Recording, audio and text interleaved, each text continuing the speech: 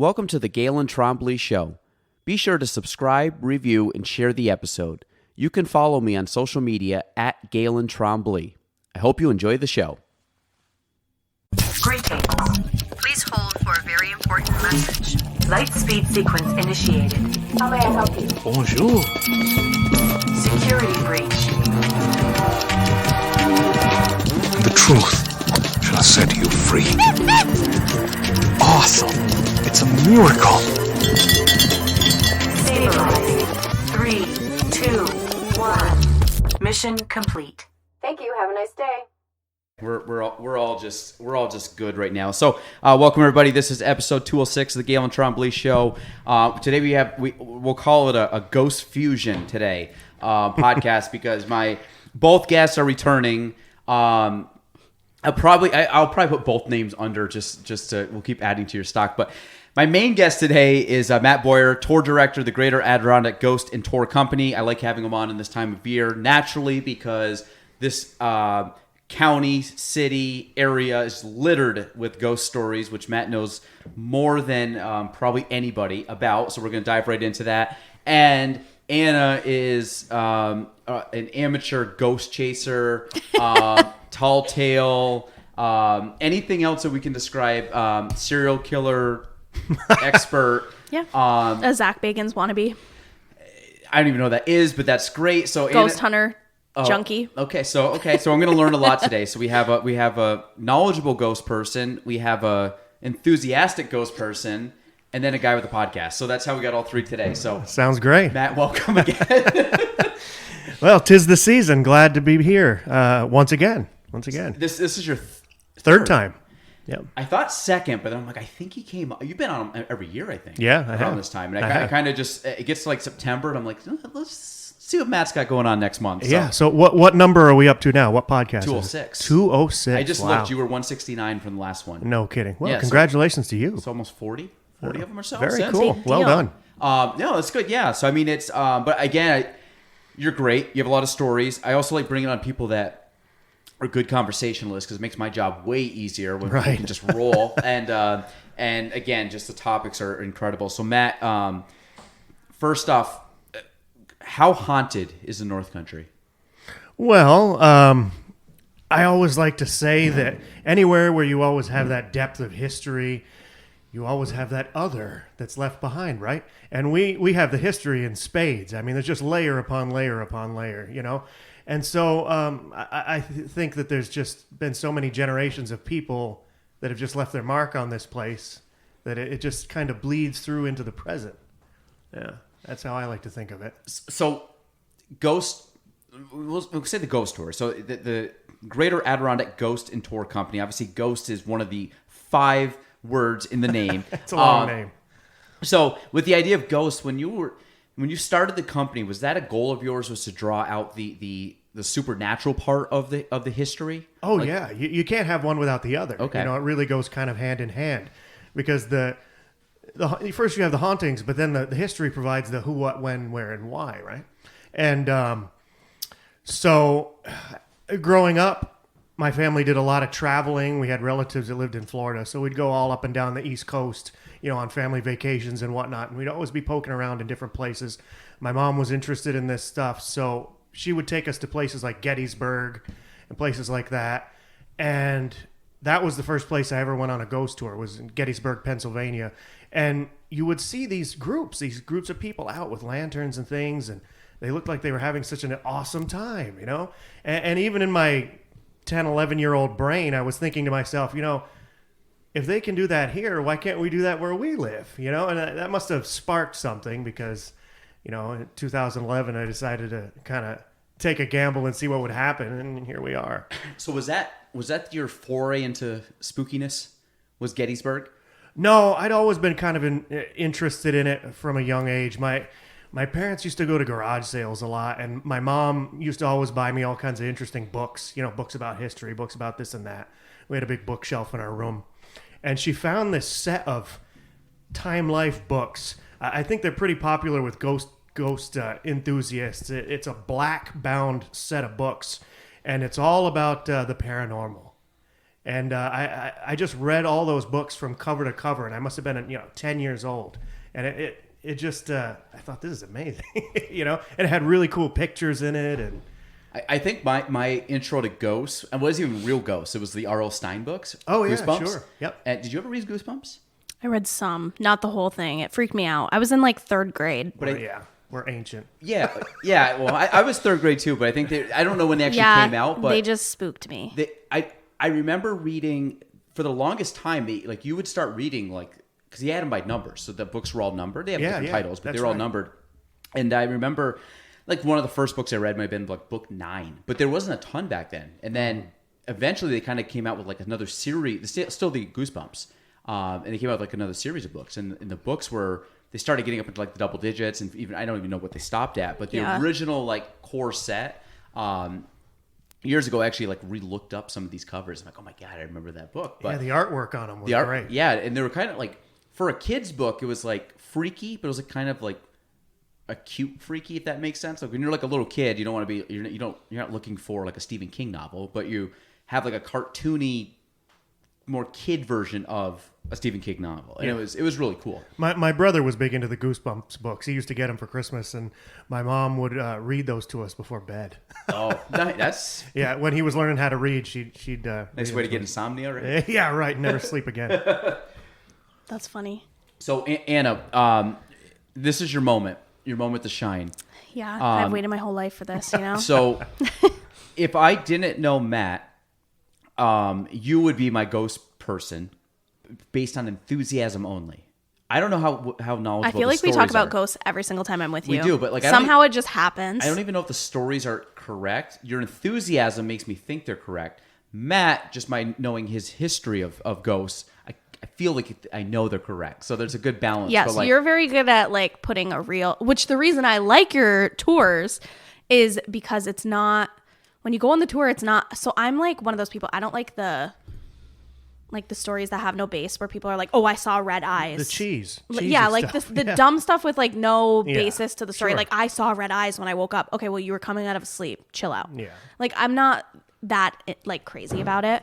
However, when you mix history and all that stuff and some of the tales you hear, I'm fascinated by the what if, because I also think it's something cool to believe in, because you go somewhere after you die. You know what I mean? So when my husband's giving me crap and telling me that I'm overinvested in ghost adventures and ghost hunters, I'm like, no, when you think about it, you're like a pile of energy. Where do you go after that? Well, I always like to say that the truth is stranger than fiction. Some of these stories are so bizarre, you couldn't make it up if you tried, And the coincidences, Yeah. the one about the apartment you told me just by pure luck, the last time you were at my office. It's all of a sudden I said, oh yeah, I used to live in one of the old Victorians. Oh, yeah. And he's like, oh, which one? Because my grandparents used to own it. And this was literally out of nowhere, just in casual conversation. I'm like, well, we used to live down by the Kent Lord house before we moved into our house now, that we were on the 3rd floor of this apartment. And he's like, which apartment? Oh, the brick one. No, we're the to the one left. next door, number 7. So that the brick one's Lucretia Davidson's house. Mm-hmm. We were the one right next door. And apartment number 7. And all of a sudden he's like, oh yeah, you're on my tour. And I'm like, wait, what? What do you mean? And then we go into this whole story, and it's where we used to live. And it's an old Victorian mansion that, it's one of those things where you can't deny it, because something has been there for years and years before we ever moved in. So what made that famous? What made that noteworthy on the tour? The house itself was built by the Booth family. And that's still kind of a prominent North Country name. Yeah. Booth Insurance and whatnot. Same family. It was Judge John Booth and his wife built the house in 1895. And there's a lot of stories surrounding that place about how, there might be some element of the family that's still living there. What was that the same family? Remember you told me something about someone was hiding out. I think it had to do a little bit with Boynton Avenue also. There was a connection down here with Boynton Avenue. Am I telling a totally different wrong story? Oh, you're talking about the Lowell mansion. The Lowell. Yeah. And there was a connection with something on Boynton Avenue. That's right. Yes. Okay. So different family, the Booth. Yeah. What is the freakiest supernatural ghost event that you know of in Plattsburgh? Oh, geez. That's a tall order. there's always been all sorts of strange activity, but I'd have to think on that one for just a second. There's so many stories that I could shuffle through. Do you find that which ones interest you more? The older ones that you might have heard like recounting, or ones that you've heard either firsthand accounts or enough generational where like the person that has the story about it, and it's not like something that was 2 or 3 generations, 4 generations down the line. Well, I love hearing firsthand accounts. I use a lot of those in my tours because it's hard to kind of argue with somebody when they're standing right in front of you and saying, this is where I was and this is what I saw with my own eyes. Like you can make up your own mind. But then I also really appreciate ghost stories that have been handed down for generations that date way back, that have been told and told and told, because there's always some sort of grain of truth, when you get back far enough. Do you think does a ghost story grow like a big fish story? Do you feel like that just like every generation adds another layer of like a spin or a little bit of fluff, you think, to try to embellish it? Well, sometimes. It depends. I mean, then you kind of cross over the threshold into urban legends, where it just keeps getting told. And it's like the snowball rolling downhill. Like it's changed and whatnot with each telling of the tale. But sometimes if you start doing the research and you start peeling back the layers of the onion and you say, oh, no, that's where this came from, and there's that little... that little grain of truth, that little golden nugget that started the story initially. Sometimes when you can find those and kind of get rid of the fluff, like you said, then you've got a really good basis for a story.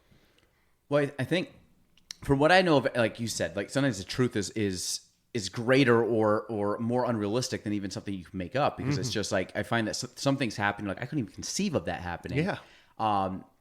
So I do find that comes like not even just ghost stories. That comes like whether it's history, whether it's just general like stories that you come across. There's sometimes where I'm like you like I couldn't even come up with the details to make that story sound good enough. Yeah. And then this thing everything just kind of fell in line. It was like a domino effect. I was like, ooh, here's another good little nugget from that tale. What is your favorite part about a ghost story? The structure of a ghost story? I really like the hook at the end where there's usually some sort of little twist or some sort of little, that really kind of sets the hook with the story and makes it real or makes it come alive. Have you ever seen the movie, when you mention a hook, Hugh Jackman was in it. Was it the Prestige? Prestige. Yeah. Yeah, that that was has an amazing hook. Mm-hmm. Have you ever seen that movie? No, I've never even heard of it. So it's huge. You should watch this. Hugh Jackman and I don't even want to say it now because I'm gonna would you ever watch this before I ruin it for you? Okay. Well, it takes place in the Victorian era. It's then most likely it's right up my alley. He's an illusionist. Oh, great! Yeah. Great movie. Buy it or watch it, whatever. I'm not going to say the ending because I want you to be surprised because the hook in it is drastically. I'm thinking of the right one, right? Yeah, definitely. Okay, so Hugh Jackman, it catches you by surprise, and then you watch the whole thing, and you're like, "Holy crap, this is amazing!" You were talking about another good hook. It's a little different.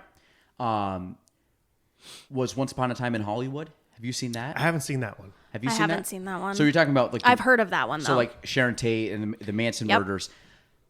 It's a Quentin Tarantino film, which I love. Sure. I love Tarantino, but it's a typical Tarantino film of 2.5 hours of 2 hours of just like slowly just developing characters and slowly just nonsense and just funky music and all like this the style that he has, and you're kind of like, God, I don't know why people like this movie so much. Like it's okay, it's not bad. Like Brad Pitt's in it, our boy Leo's in it, like my girl Margot Robbie's in it. Like so, it's a good cast. The very like last 20 minutes of it, like holy crap, that was incredible. But it's a good hook at the end, so that's what I'm saying. Like it ends up tying all that together. But it's like a story. It's almost like a story. It's like another side of a story that we know so well that is not known. Mm-hmm. So if you can watch that one, you watch that. You watch The Prestige. Got it. Prestige. Oh, man, Homework. I know. Prestige is like 1800. I don't mind homework. When do you think the greatest ghost stories were? What century? It always seems like ghost stories go back to the Victorian era, the mid to late 1800s. And I've often wondered why that is, because, why don't you have ghosts from the 1950s, or ghosts, or ghosts from the caveman era or something. Yeah. But the ghosts always seem to come from the Victorian era. So, and I think a lot of that has to do with, the aesthetic of the time. You really had that gothic kind of heavy. A lot of people wore black, emulating Iron Queen Gates Victoria. And even the writing and things of the time was, Edgar Allan Poe in the early part of the century. It's kind of haunting. Yeah, it's very haunting. It's very, romantic and Awesome. Well, I remember I think I was supposed to be born in that age. The Cask of Amontillado. by Yeah, Edgar Allan sure. Poe. That's a great book. We read that in school. It's a short story, Sure. right? That one has to do with a little bit of like death, not necessarily ghosts, but like it's that creepy. Yeah. Like Edgar Allan Poe he had a different mind.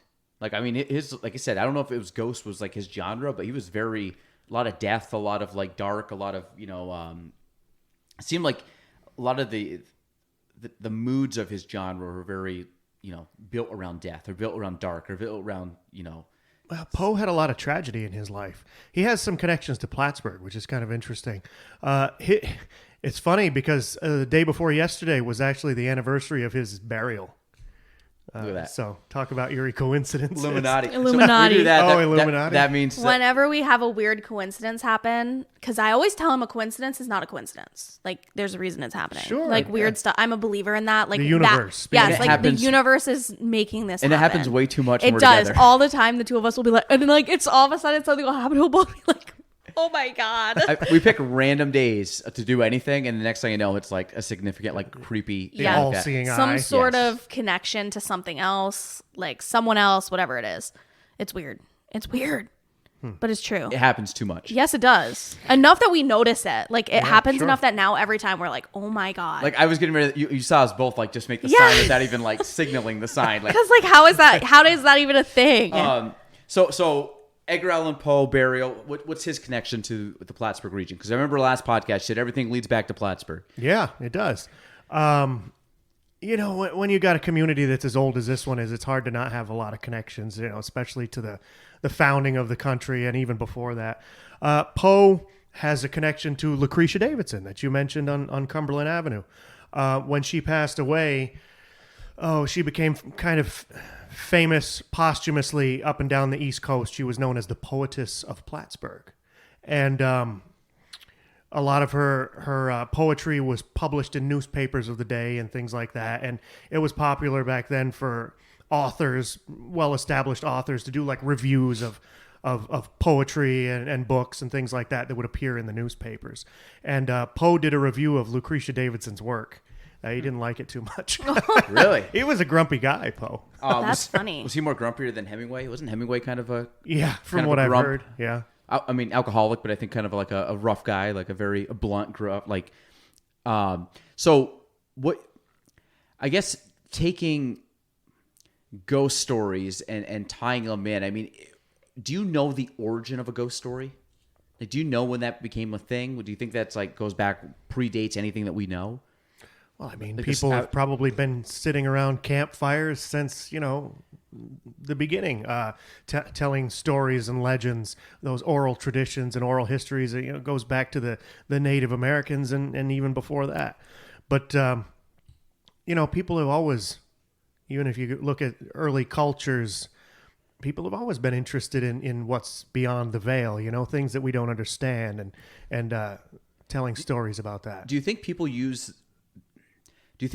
the idea that we can't explain something as a crutch to say that it's haunted or that it's supernatural or something that we can't describe? Like the way I look at it, like if you go back, like I like history and philosophy and stuff. If you go back and I mean, what was it, 500 years ago that we discovered that like the sun was the center of our solar system? Like it wasn't that long ago in the history of everything. Like for how many years did people just sit there and see like the moon and the sun and be like, yeah, everything's rotating around us?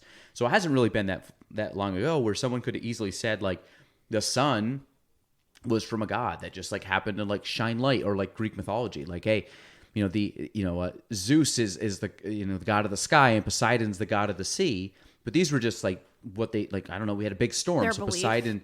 Yeah, but at that time, like I think at the time, like if people couldn't scientifically explain it, which happens, you know, Yep. that they came up with a story, because obviously it just couldn't just be natural. There had to be some explanation behind it.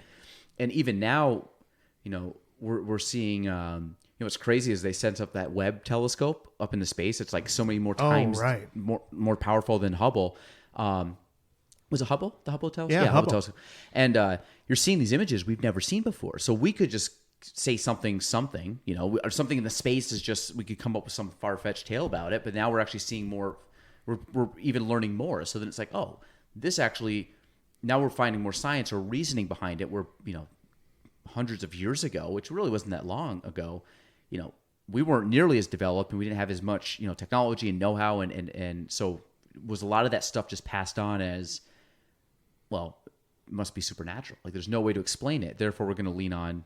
Sure. Well, every culture had creation myths and things like that. You know, what did they have to do but sit around for thousands of years and stare up at the sky and come up with, you know, reasons why they thought this was the way that it was, you know? But it makes me wonder if, you know, if we could fast forward 1,000 years from now, will we be looking back at what we're talking about right now with the, you know, oh, these people were silly. Look at what they thought was. I think they have to. Yeah, sure. Like, I mean, especially when they talk about like jumping planets, like, I'm like Earth, like what? Like that's probably won't even be around, you know? I mean, it probably will, but I'm saying like, as we know it, like when you start seeing like these like images and stuff of like what they think Earth's going to look like. I mean, kind of like was it 1984, that famous book, and they, you know, kind of like in the George future, Orwell. That's it. Yep. Yeah. You start looking at these like Jetsons, like these things are like looking into the future and like, what is it going to look like? And like you're off, but not that far off, like Back to the Future, like hoverboarding, like. I think there's two types of people in the situation where like you can't explain it. I think like one I would consider, I always joke, they're debunkers. No matter what it is, whether it is explainable or not, they will debunk it to make sure that in their brains they know how to describe it. Like it was caused by this. I always say my mom is a debunker. She like is not intuitive to like any of that stuff, where she literally like someone could bang on the wall and to like make me shut up, she'd be like, oh, it's the neighbor. Like, but there's no neighbor. You know what I mean? Sure. Like in their brains, that's how they process that, the unknown. And then I also think there's the people who are more susceptible and open to things. And I think that's how they handle things from ghost tales right to like outer space and Greek mythology and the ties to all of that. You mean it calms them? No, I just think they're more susceptible to accepting the unknown. You know what I mean? Where I think debunkers are not. Some people, it makes them extremely uncomfortable. Yes, so it's automatically, there's a resolution and this is what it was. It like messes with their worldview. Yes, and they don't really, and then they, have you ever noticed some people like laugh it off? Yeah. Or like, oh, the creak in the floor. It was the floor settling. It was the heat. It was cold out. And I'm like, okay, but was it cold out? You don't know what month it was. Like, they're so quick to be like, oh, I can fix this. I mean, I personally like believe in ghosts. Like, I think that that's a thing. I'm not like, I'm saying there's people that are like, I would say you are more like, I think you could draw out something and try to pull it into like a supernatural thing. Like where mine's a little bit more of like, well, let me think this through. Is that really how it is? Like, I think I'm a debunker. I don't think I'm a debunker. I just think I'm someone that's not as easily pulled into the story. And and then like give like 100% faith that that's true. Like the girls in the office would be like, oh, I saw, this ghost, like, we should tell them what happened to us the last time we did a podcast. Well, they said like, that was weird. Well, let me finish this thought, but like, and then we'll talk about that. But like, I think there's a spectrum, on one end of the spectrum is people that are, oh my God, something touched me. And then on the other end of the spectrum, there's people that don't believe in any of it whatsoever. You got to be somewhere in the middle, I think. Well, the other day I was standing, I think I went golfing. And I was standing next to a golf cart, and I look around, and all of a sudden, like, a piece of wood just, like, flew at the cart. And I remember, like, looking at it, and I, like, looked around, and I looked at, like, people near me. Like, this was, like, forcefully thrown at the golf cart. This was recently. This was, like, in the last week or two.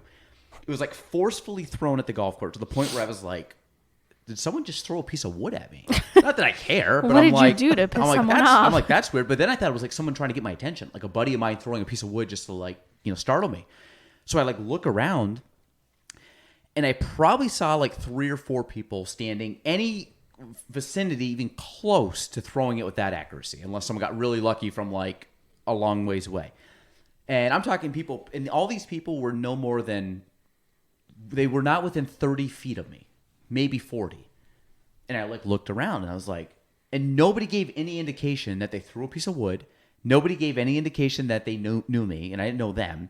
And I was sitting there, I'm like, I'm not under trees. There's not like this like fell from the sky or I'm underneath a branch or something. So this thing happened. So in my head, my natural thing is like, that was weird. And I'm like, well, did like it blow off of a tree? Like, but I'm like, it wasn't. I don't think it's that windy enough to like blow this. I mean, this is a chunk of wood. This wasn't like a twig. No, this was it wasn't like a piece of like loose bark or something that was floating around. Like it had some density to it and enough to like hit the car. Something was mad so at then you. I was like, could this have just been some weird thing? Right. This was recently. So yeah, sure. But it caught me by surprise. I looked around. I'm like, there's no giveaway that someone threw this piece of wood at me. And the wind, I don't think is strong enough. And where I was located wasn't near any place where like gravity would have pulled or wind would have blown. What golf course was it? I think it was at Bluff Point. Was it Bluff? Yeah. A lot of history there. Who knows? President McKinley throwing stuff at you. Maybe, I don't know. So is there Bluff? Let's talk about that because I like golf. Anything at Bluff Point or the Champlain Hotel, or I mean Champlain, was it Champlain Hotel? The Hotel Champlain. Hotel Champlain. Yep. There's got to be something with that. Oh, sure. Clinton is rumored to be quite haunted from some of the staff that works up there. There's lots of stories over the years. I mean, you've got, the presence of that hotel up there since the 1880s. You know, you've got presidents, you've got millionaires, you've got playboys, movie stars, Babe Ruth, yeah. people that I didn't know that. vacationed there, and Errol Flynn, early movie stars, people that stayed there and played golf. Yeah. McKinley went there, and there was a spot where he used to like to sit.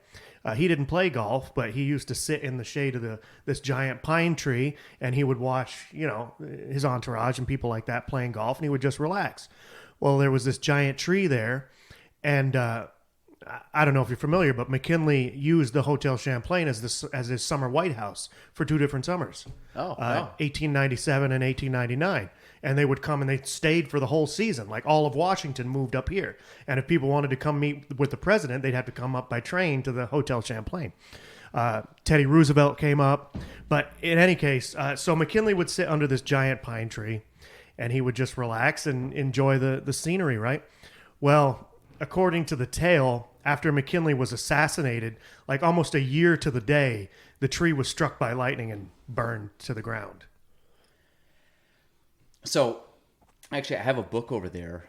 It's Bluff Point. It was like 100-year anniversary of Bluff Point, and they did this book. And my father-in-law gave it to me. And in the very beginning is all these old photos of the Hotel Champlain. The Hotel Champlain. Yep. And it was pretty cool. Like obviously, the landscape looked a little bit different, and it was a little bit more glamorous than what it is now. I mean, now it's just kind of an older building, but they use it for the school. But it's super cool, though. well, there was also one point, I was with some other guys on this one. We were playing, and number 7 comes up the hill, and it kind of goes back towards the clubhouse. So we're standing on number 7, getting ready to chip and putt and everything else. And all of a sudden, there's a tree right on the back. So the back right side has this tree, and we're standing on the green. All of a sudden, half of this tree collapses down, and it's just hanging as we're on the green to the point.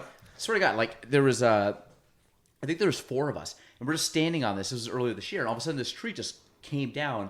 I mean, we're talking within 100 feet, 50 feet of where we were. Like maybe 50 feet, because it's right off the back of the green. If anybody's played bluff, it's a tree in the between number 4 and tee box and number 7 green. So that was another one. I was like, it wasn't very windy. It just all of a sudden this tree just collapsed down. Wow. Well, if you're going up the main driveway into Bluff, headed towards the clubhouse, the parking area, just back from there, on the right hand side is this little, I don't know, it's a little turnaround that kind of goes into the trees. And sitting in the center of it is what looks like a big concrete block. It's all crumbling and whatever. And after the pine tree burned down, they put a monument there to the McKinley pine. And all that's left of it is that random concrete block. I did not know sitting that. in the woods. That's Really? so cool. Yeah. Was that where the pine was originally? Yep, exactly. I mean, obviously the trees have grown up over time, but that's, oh wow, I have to look for it. Wow. Yeah, you can That's still pretty see it neat. there. That's wild. That's Yeah, kind of it's just- chilling. I was gonna say the history of this place. When you start going into the presidents, 'cause I know we've talked about it before. Like I know, like Roosevelt came up here a lot, and McKinley. Who was the president you talked about that had the speech out here at the hotel? There was two. Ulysses S. Grant was here, and Benjamin Harrison gave a speech from the hotel as well, and also Chester A. Arthur. He visited the hotel. So what was the significance of that hotel? The Fouquet House? Yeah, it was one of the grandest, most luxurious hotels in northern New York at one time. It predated the Hotel Champlain by quite a bit.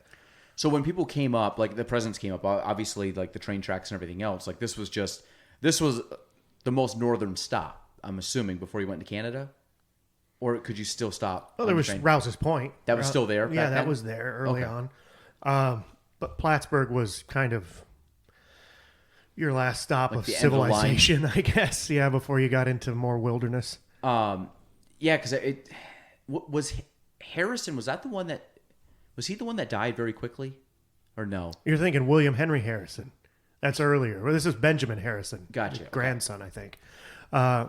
It's weird. The two presidents were grandfather Yeah, and they're grandson. related. How Yeah. does that even? Well, how does that look at the work? Bushes. I but know. Father and son. I don't think you I know? knew that though. That they were related. Yeah. A lot of the older, like dating back to the Well, Jackson 1800s, too, a right? lot of them are related. Like Right. if you go into like cousins and all that stuff, Yeah, especially now with DNA and stuff, you can like in our family tree, we go all the way back to the Bushes. Oh no, actually, I'm thinking of Quincy, John Quincy Adams. Oh, yeah. John Adams and Adams. John Quincy Adams. What They was- were father and son. Oh, that was his son. Yep. Well, I don't know It's why I so never knew this. strange. It's that almost like wild? once they get into politics, it's like So a what family is there? affair. Only two families that had father-son relationship? Well, there's The Bushes. Bushes and the Adams, I think. and I'd have to then look. the Roosevelts were. What was the? They were cousins. They were cousins. Theodore Roosevelt and FDR? Franklin D. Roosevelt. Yeah. You could also, I feel like you could use the Clintons as an example, husband wife. Yeah, I mean, well, if she would have won, that would have been a very close connection. I mean, that would have been Yeah, the first but it's high up spousal- politician with a high up politician. Yeah, no, It's strange how it kind of umbrellas Yeah, in a sure. family connection. So William Henry Harrison was the one that died like right after the inauguration. Didn't he Yeah, get cold at the inauguration? That's right. He became ill.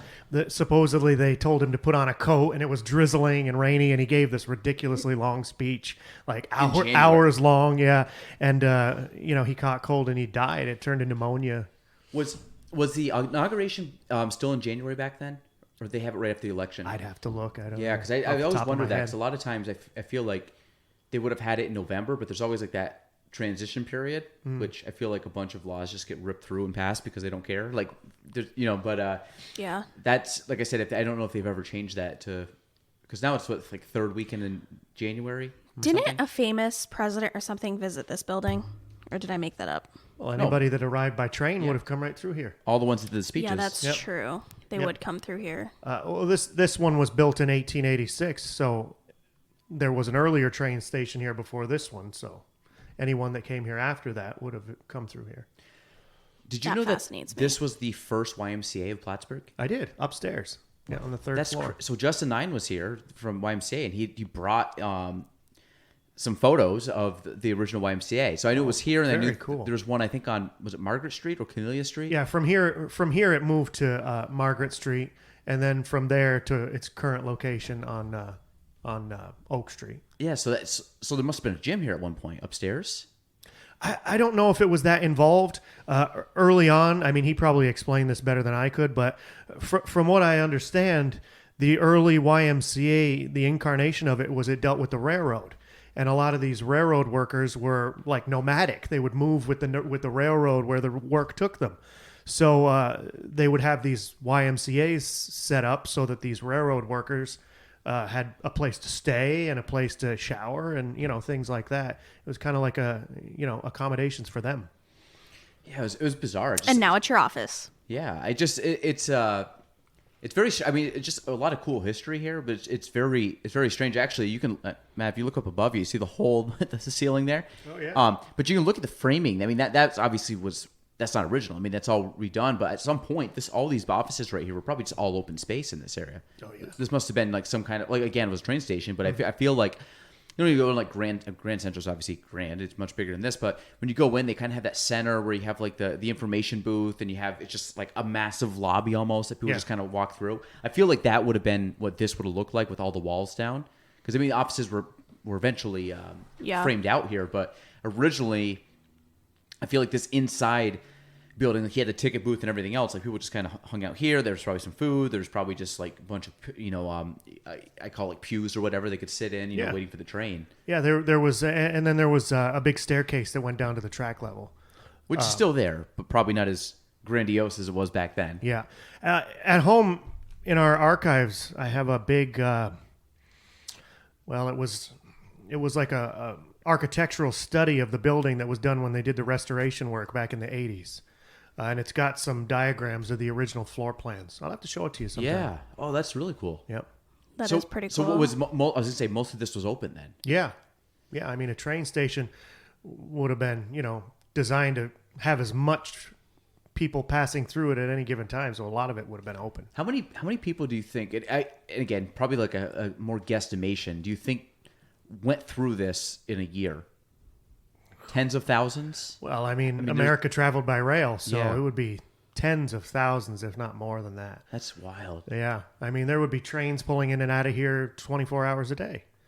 This was the gateway to Plattsburgh. Was there only one line, though, the whole time? Like you just had the one rail? That's pretty crazy. Well, there was the rail yard outside the window here, and there would have been a lot of trains going through there with the roundhouse and everything. But was there more rails here, or just the single? Or have they taken stuff out over time?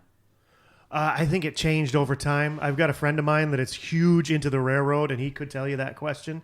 I don't know off the top of my head, but I know it did change depending on what era you're talking about. The one thing that still fascinates me to this day, and I don't know if I told you this, Anna, but the gate was basically where the water came up to. Are you serious? Yeah. Yeah, the original shoreline of the mouth of the Saranac River was right here by the edge of the train tracks. I did not know that. The river went from here. So it's gone back that far? Well, it's been filled in by man over the years. It's all man-made. Yep, it's all man-made. No wonder when we had that big flood all those years ago, this was completely underwater over here. Do you remember that? Yeah, I do. And all those condos across the lake, they got completely flooded out. Yeah. This is about what, 2011? Yeah. Or was that her? Yeah, No, was it Irene or? Yeah. It was Irene, but I think it was May of. Yeah, like all of this was like underwater, which makes more sense because I thought that was crazy and unheard of. Yeah, the mouth of the Saranac I was did not know that. twice as wide as what it is today. And we, like, humans filled it. Yeah. Well, there was a couple of islands there, and also Wow. in the Victorian era, the city's sewers dumped in there, so it was kind of a stinky, marshy, area. And they just kind of dumped their trash there over the years until it finally filled itself in, and then they finished it up. You said that from Plattsburgh State down to here, there was an underground river. Yeah, from the vicinity up near Hawkins Hall by where the pond is, there was a creek that started up there, and it ran down along between Broad Street and Couch Street, and then it crossed Margaret right about where Brinkerhoff is, and then it dumped into the Saranac. But it was huge. From what I read, it had like 11-foot tall banks, and there was a bridge that went over it on Margaret Street. Do you think you said you think it's still there? I think it's still there. The water would have had to go somewhere. They either piped it away or So, fun fact, my parents live on North Catherine and Bailey. We never finished our basement because it's insanely damp. And just the other day, one of my coworkers who also lives on the same street, she's like, yeah, I don't understand why it is so damp. It's a wet basement, like year round. But when you get to like the springtime, we have corners of the basement that are, no matter how hard you try, it's going to get water. My dad told me, I want to say like 10 years ago, one day I had asked about it because I wanted to finish the basement so I could move my bedroom down there. It was not doable. And I said, well, why do we have the wettest basement in Plattsburgh? And he said, we have an underground creek under the house. Oh, very cool. So I don't know if they had someone come and tell them that's why, because we basically never did anything with it for that reason. I wonder if it connects to that. You never know. Because it's right. We're only like 2 blocks past St. Peter's Church. Yeah. So, I mean, it's pretty close when you do that walk. It's like less than 5 minutes between the church and our house. Yeah. If you were to go up west, once you get up to Prospect Avenue, I mean, the reason it was called Prospect was because that was originally known as Prospect Heights. You were on a ridge basically overlooking the city. Everything from there runs downhill to the lake. So all the water from up there goes down towards Lake Champlain from there. Yeah. That's so I was gonna say, interesting. that makes sense, especially when you come down right by the Yeah, college and you you kind can of s- the yep. hospital. Yeah. I mean, I'm assuming that's been leveled off a little bit over time, kind of more of a gradual, or was it steeper than what it is now? I would assume the topography would be pretty much the same. I mean, in the 1800s, a lot of that was deforested, so there wouldn't have been any trees or anything like that. It Really. probably just looked Wow. more drastic because the Yeah. buildings weren't up. So Yeah. it kind of looked like everything just sat lower. Yeah, and the trees were all missing. See, stuff like that fascinates me. Isn't that wild? Yeah, That's crazy. But that would make sense because I remember. So the reason he told me that also was because I had just gone to Howe's Cavern. So I was very intrigued in like all of that happening. And then he's like, well, that's why the basement's not finished. It's always going to be damp. We like installed like, what are they called? Sub pumps and stuff. So that we're never pumps? like, so that we're never like flooding, obviously. But when I tell you it's a damp basement, it's always going to be a damp basement. Oh, go ahead. Well, I guess those buildings right there where this creek came through it was right near the intersection of where Margaret and Brinkerhoff are, and right where this bridge was, all the buildings along Margaret Street where these embankments were built on pilings until they filled it all in. That's how steep it was. Wow. Yeah. I would love to see pictures Isn't that of wild? that. I think it was before photography Yeah. existed. That's What- so cool. I was gonna say, when was photography? I guess I don't want to say developed. Good pun. When was photography invented? Was it like early 1800s, mid 1800s? Well, you're in luck because I love early photography. It's just such a fascinating window. It's about as close as you can get to looking through, into the past. It was invented more or less by a French guy named Louis Daguerre. And when he came up with his process, he didn't patent it. The French government bought the rights to the process and left it open patent for the world so that everybody could have photography as a gift to the world from the people of France. So that's kind of cool. And the process that he invented was called the daguerreotype. It was, I mean, the time frame that it took to expose a photograph was crazy. You had to sit still for 15 minutes, at the beginning. Oh my God. Is that why so many old photos are just like straight? There's no smile because I obviously couldn't smile for 15 minutes. So it was like just sit, very like calm and stoic, like just like stand there and like not even smile, but just like make your Seriousness. Yeah, It's pretty like much. smiling was weak. Well, the very first photograph that was ever taken that's known to exist of a human being, this guy, I mean, the wait times were so long, this guy set up his early, camera that he had probably built himself, and he put it out the window to take a picture of this streetscape in France somewhere. And just by happenstance, there was a man on the street getting his shoes shined. So he was sitting there for the 15 in the minutes frame. and he's in the frame, and he's the very first human being to ever be photographed. That's Isn't that so And it was wild? an accident. It was an accident. If you think about now, like imagine the guy who invented photography, and all of a sudden it like shows up in 2022, and people have literally like our phones their have it. phones Like- are like unreal. It's insane. and it's digital, so it's like. And they're Except like, I feel like if we had photography way back when, a part of me is a firm believer in the whole like your lens can capture things you can't see. I feel like if we had it even longer, we would have a lot more ghost stories and ghoulish tales because I think when you suddenly just like take a photo and there's like a mist or something in it. Has like that or an orb in it, like stuff like that. there's like a head floating in the back corner. Do you want to hear a crazy photo story? This is from my mother, who is a big, massive sketch. I would even say she doesn't really believe in it at all. She went to France with her college best friend. They did like the Mary Magdalene tour, like as old as it can get. That's where they went. They were going into churches that like Jesus had been in. Like it was like a massive ordeal to her because she was so fascinated with this. But her friend is actually a medium. So we don't really like do readings with her or anything because like she knows us, you know what I mean? But every once in a while she would do something or say something to one of us that like you'd be like, okay, where did you get that? So they went to France and she was constantly talking about how insane the energy was in those places because it just was so intense.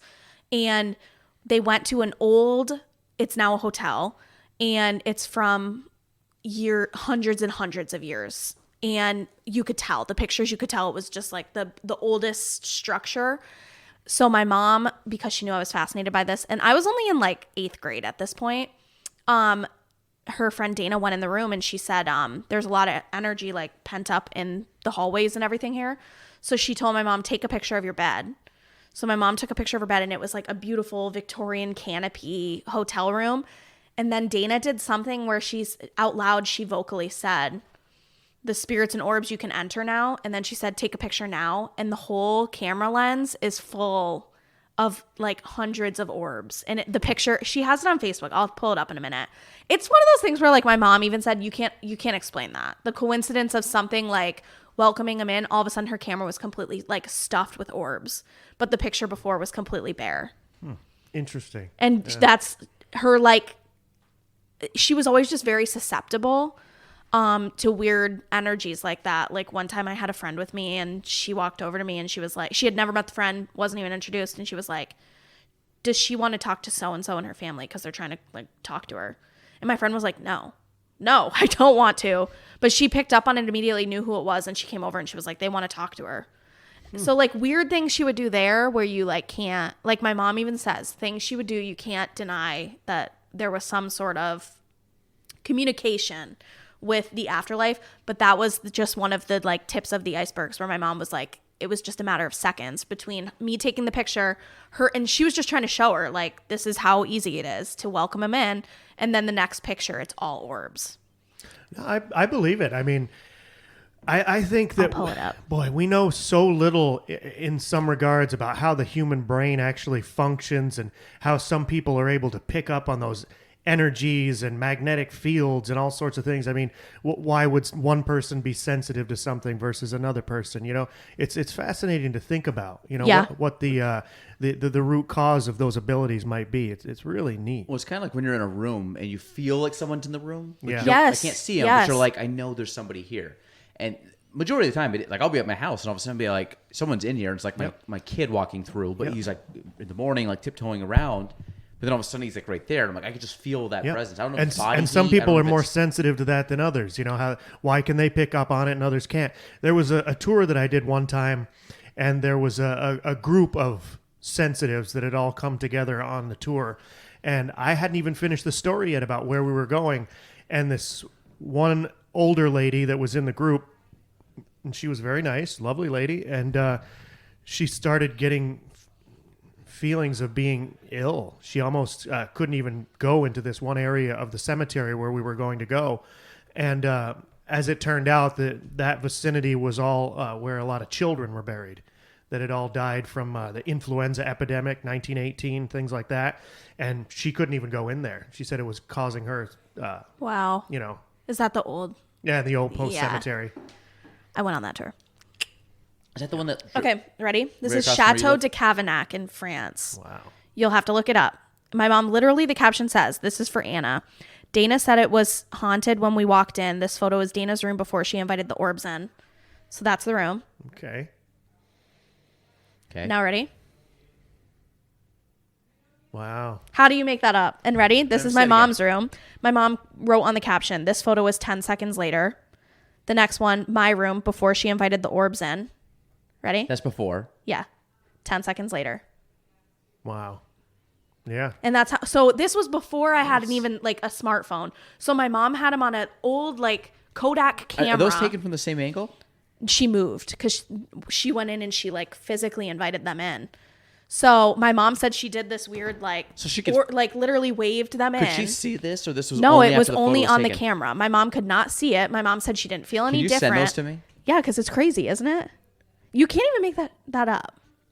That's wild. So my mom had to put these on a computer and upload them to Facebook to send them to me in Plattsburgh, New York, because she knew I would die. But like the tour itself was just like, she went to so many places where this was like happening. My mom said they went into one of the churches where a bone of Mary Magdalene's is like apparently located.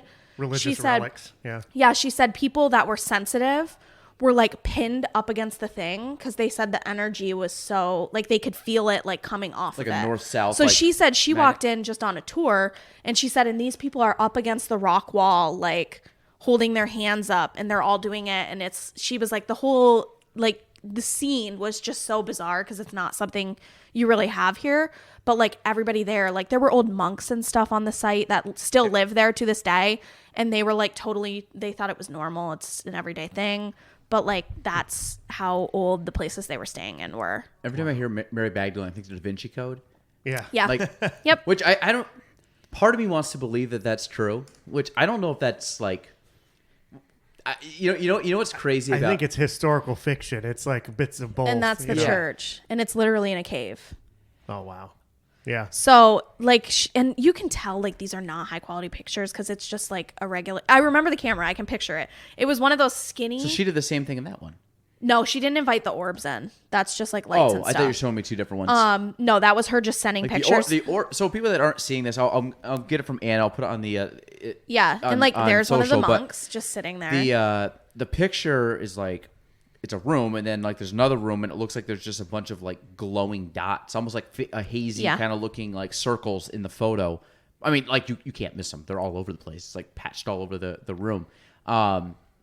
What was the thing you just went to? You were talking about before Where? the museum. Oh, I went to the Zach Bagans Haunted Museum in Las Vegas. So who is that, and what is that? Well, so Zach Bagans is honestly not my favorite, actually. I don't know if you Zach- would agree with what me is on his name? that. He's a little dramatic for me. Zach Yeah. who? Bacon? Bagans. Bagans. So I prefer. So like right now is my prime watching ghost shows and So stuff. these are ghost hunters. Yes, Yeah. but he's TV ghost he's hunters. a dramatic Okay. TV ghost hunter that like Brady can't even handle watching him So I'm because thinking Brady's of, like He's a little over the it's top. over the at top and like times. literally a penny could fall and he's like, wow, did you hear that? Like screaming at the camera. This is like the spectrum we talked about. That's the Yes, far he's end. like the extreme, But and this is like- everything is a ghost. I'm taking this with the idea that this would be someone explaining real estate to me that it's talking about HGTV. Yes. So I will Oh, let there you, you go. I Yeah. will let you go. Yeah. Yes. Okay. So I know what So- level of like fact and fiction are. So Yes. So Zach Bagans is someone who does annoy me, but when I found out I was going for a conference in Vegas, I was like, oh my God, I'm going in October. This is like prime haunting times. So I was like, I'm going to the Haunted Museum. The ticket prices were a little steep. So I was like, okay, this better be capitalizing good. on the season. I like it. Yeah. So I was like, this better be good. So I get there and it's actually in a mansion that was occupied by a family and their youngest son died. So it's literally like right in the center of Las Vegas. It's off the strip. It's just like where like shopping centers and stuff now are located built around this mansion. But it's this old Victorian mansion that like you look at it and you're like, oh my God. So you go inside. They tell you have to shut your phone off, yada, yada, yada. You can't have anything inside. They walk you through. It's kind of freaky because like my aunt was with me who does not, she doesn't not believe, but she's not like watching Zach Bagans on TV. Like, oh my God, I'm going to the Haunted Museum. So the energy of the whole property though really like shifts the minute you get out of the car. They have security all over it. And they say when you get in, you can't document anything. You have to be really cautious. They also say you need to keep your guard up because he's collected these items that are like satanic, like tombstones basically. So my aunt's kind of like, okay, whatever that means. But if you watch Ghost Adventures, like I haven't watched nearly half of his stuff because he is so dramatic, but I've watched like the Dybbuk box episode. I got to walk by the Dybbuk box, which that dates back to, it's a woman from a Polish concentration camp. She had this box and apparently it holds like the deepest set of evil and it's locked in this box. So if you watch the episode where he's like doing like the heat checkings around the box and stuff, it is unexplained stuff. But he also has like body parts. And like I was telling you guys, there's a serial killer room that he has the Night Stalker's shirt, Charles Manson's hair, the ice pick that Ted Bundy used, the robe Charles Manson died in, and like the hair on your arms does stand up. And then there's other weird things like James Dean? Oh, the actor. Yeah, James Dean, the actor. So the car that is considered, they like actually go out of their way to be like, no, something is messed up and doomed with this car. Everybody that's driven it has died. People were predicting the deaths and hitting them so like you saw the spot on. car. I saw the engine, the piece of the engine. Yeah, the car was totaled, and they disassembled it. Yeah, And because the it was so dangerous. Yeah, it was disassembled, and according to the legend, even pieces that were incorporated into other cars that were used as spare parts, those cars would wreck, or those owners would have horrible luck. Yeah. There's always It been was this cursed, basically. Yeah, this curse of the James Dean death car. And then, like, you see, what's her name? Sharon Tate? Sharon Tate? Sharon Tate's wedding dress, which they tell you was only like 5 feet to the right of her when she was murdered by Charles Manson. It's one of the things recovered from her room. So you see, like, and then if you're a big ghost hunter, I didn't know what this was, so I was learning with everybody else as I was there. The Polly, the possessed doll, that's like known apparently around the world. They legitimately, the tour guides won't go in the room with you. That was the other thing that kind of skeeved me out. The lady was like, yeah, we're not going in, but you guys go in, but don't look at her eyes. And then they play videos of tourists, like actual people like you and me going in. And apparently if you look at her, it's these people getting bloody noses. So then it's camera footage that's like live time and stamped of regular humans that are just getting bloody noses. Who's this lady? It's a scary ass doll. It's terrifying. So I went in that room, you guys, and like, you're the doll. I was like looking at the other far corner because I was like, I'm not looking at this possessed doll. Like, no. Where's this doll from? I can't remember the story. Apparently it's on one of the episodes though. But it's also apparently well known, like, as a possessed doll that's really harmful. And so I was freaked out by the doll. But then he's collected items that, like, you don't have to believe in it to like feel the energy. There was one moment in the museum that I did not disclose until I left because I was very freaked out. I went into, it was the Ted Bundy room. And it's the one room, it's set up like a jail cell, but it's a vent. So I didn't know there was a vent in there. So it was the coolest room probably in the whole museum, because you're in a house. That's the other thing, is it gets hot. Like, you're moving around and it's hot the whole time. So I kept getting weirded out because I kept getting hot and cold throughout it. And I just thought it was like my body being weird by all this. Because there's energy in that home with all the objects he's accumulated over time. And body parts and human heads. Like, it's a whole thing. I went into the serial killer room and I was waiting for my aunt to finish reading because I went first. And I legitimately was lightheaded at one point. I was like, I thought I was dehydrated. And I said to my aunt, like, on our way out, I was like, I need to get water. But it was in that one room. I felt really heavy, really lightheaded. And then she must have known I was feeling weird because I, like, stepped back away from everybody for a second. Because I was legit, I have a history of fainting too. So I was, like, talking myself out of it. I was like, don't be the person that's fainting in the haunted museum. So then I'm not kidding you guys, I swear on everything, we leave, and then there's a video playing outside, and it's people fainting. No kidding. So then I was like, okay, I'm not going to, then my brain though was, don't verbalize it, because now I'm in there, and I don't want to be the person who's like, I'm going to pass out. So we got back, and I literally looked at my aunt, and I was like, I had a moment where I thought I was going to faint. Like, I had like black dots, and I could see it happening. That's why I was like, okay, breathe, like, just chill, because I was like, I'm overheating. But then I was cold the rest of the night, like, completely weird. The other weird room he has set up is, have you ever heard of the Lamar Odom, the accusations he made about his OD? He went on The View, Lamar Odom, and he said that the brothel he was at, the guy tried to kill him. He was like, I did drugs, but I did not do drugs the night that I overdosed. Like, I didn't do them. But on The View, he did that. They play that video, and then you go into a room, and it's the whole bed scene. It's the actual bed, the robe, like a bra from one of the people, because the man who tried to kill Lamar Odom ended up dying in that bed years later. And that whole setting is there. Like the basketball player Lamar Odom? Yes. So, like, there's a whole poster shrine of, like, his story and him accusing the guy of trying to kill him.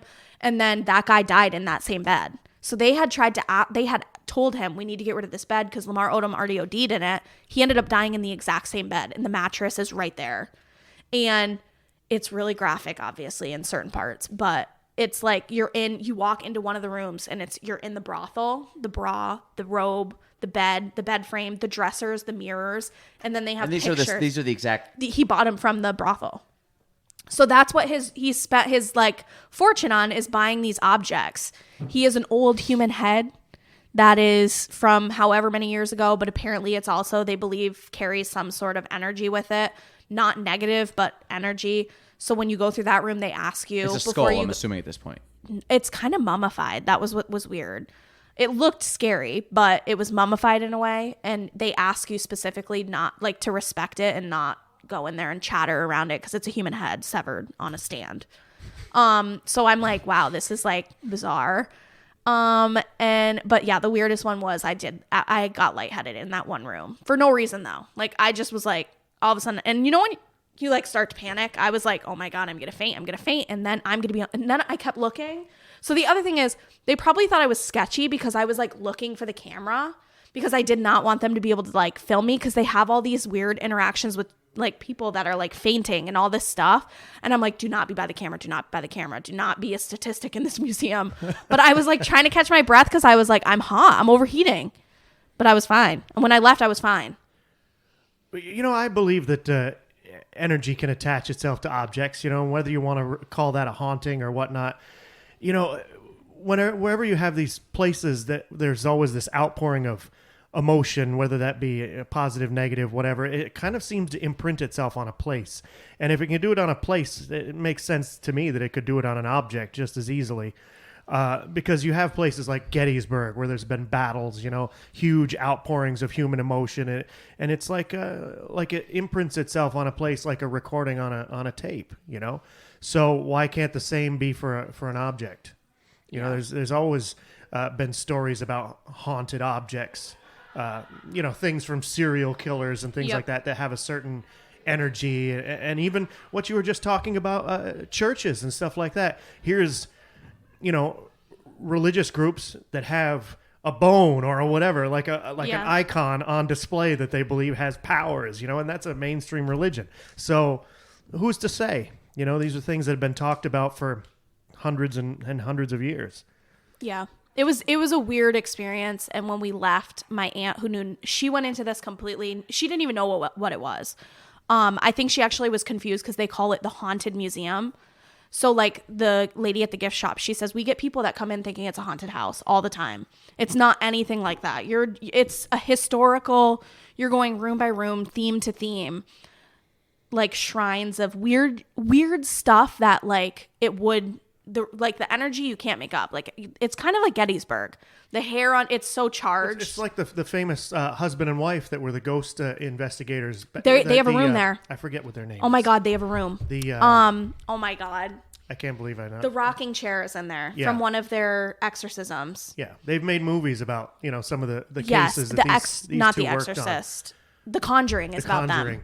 But in any case, they were a husband and wife that were into this stuff way before anybody else. Back in the 50s and 60s, they were doing investigations.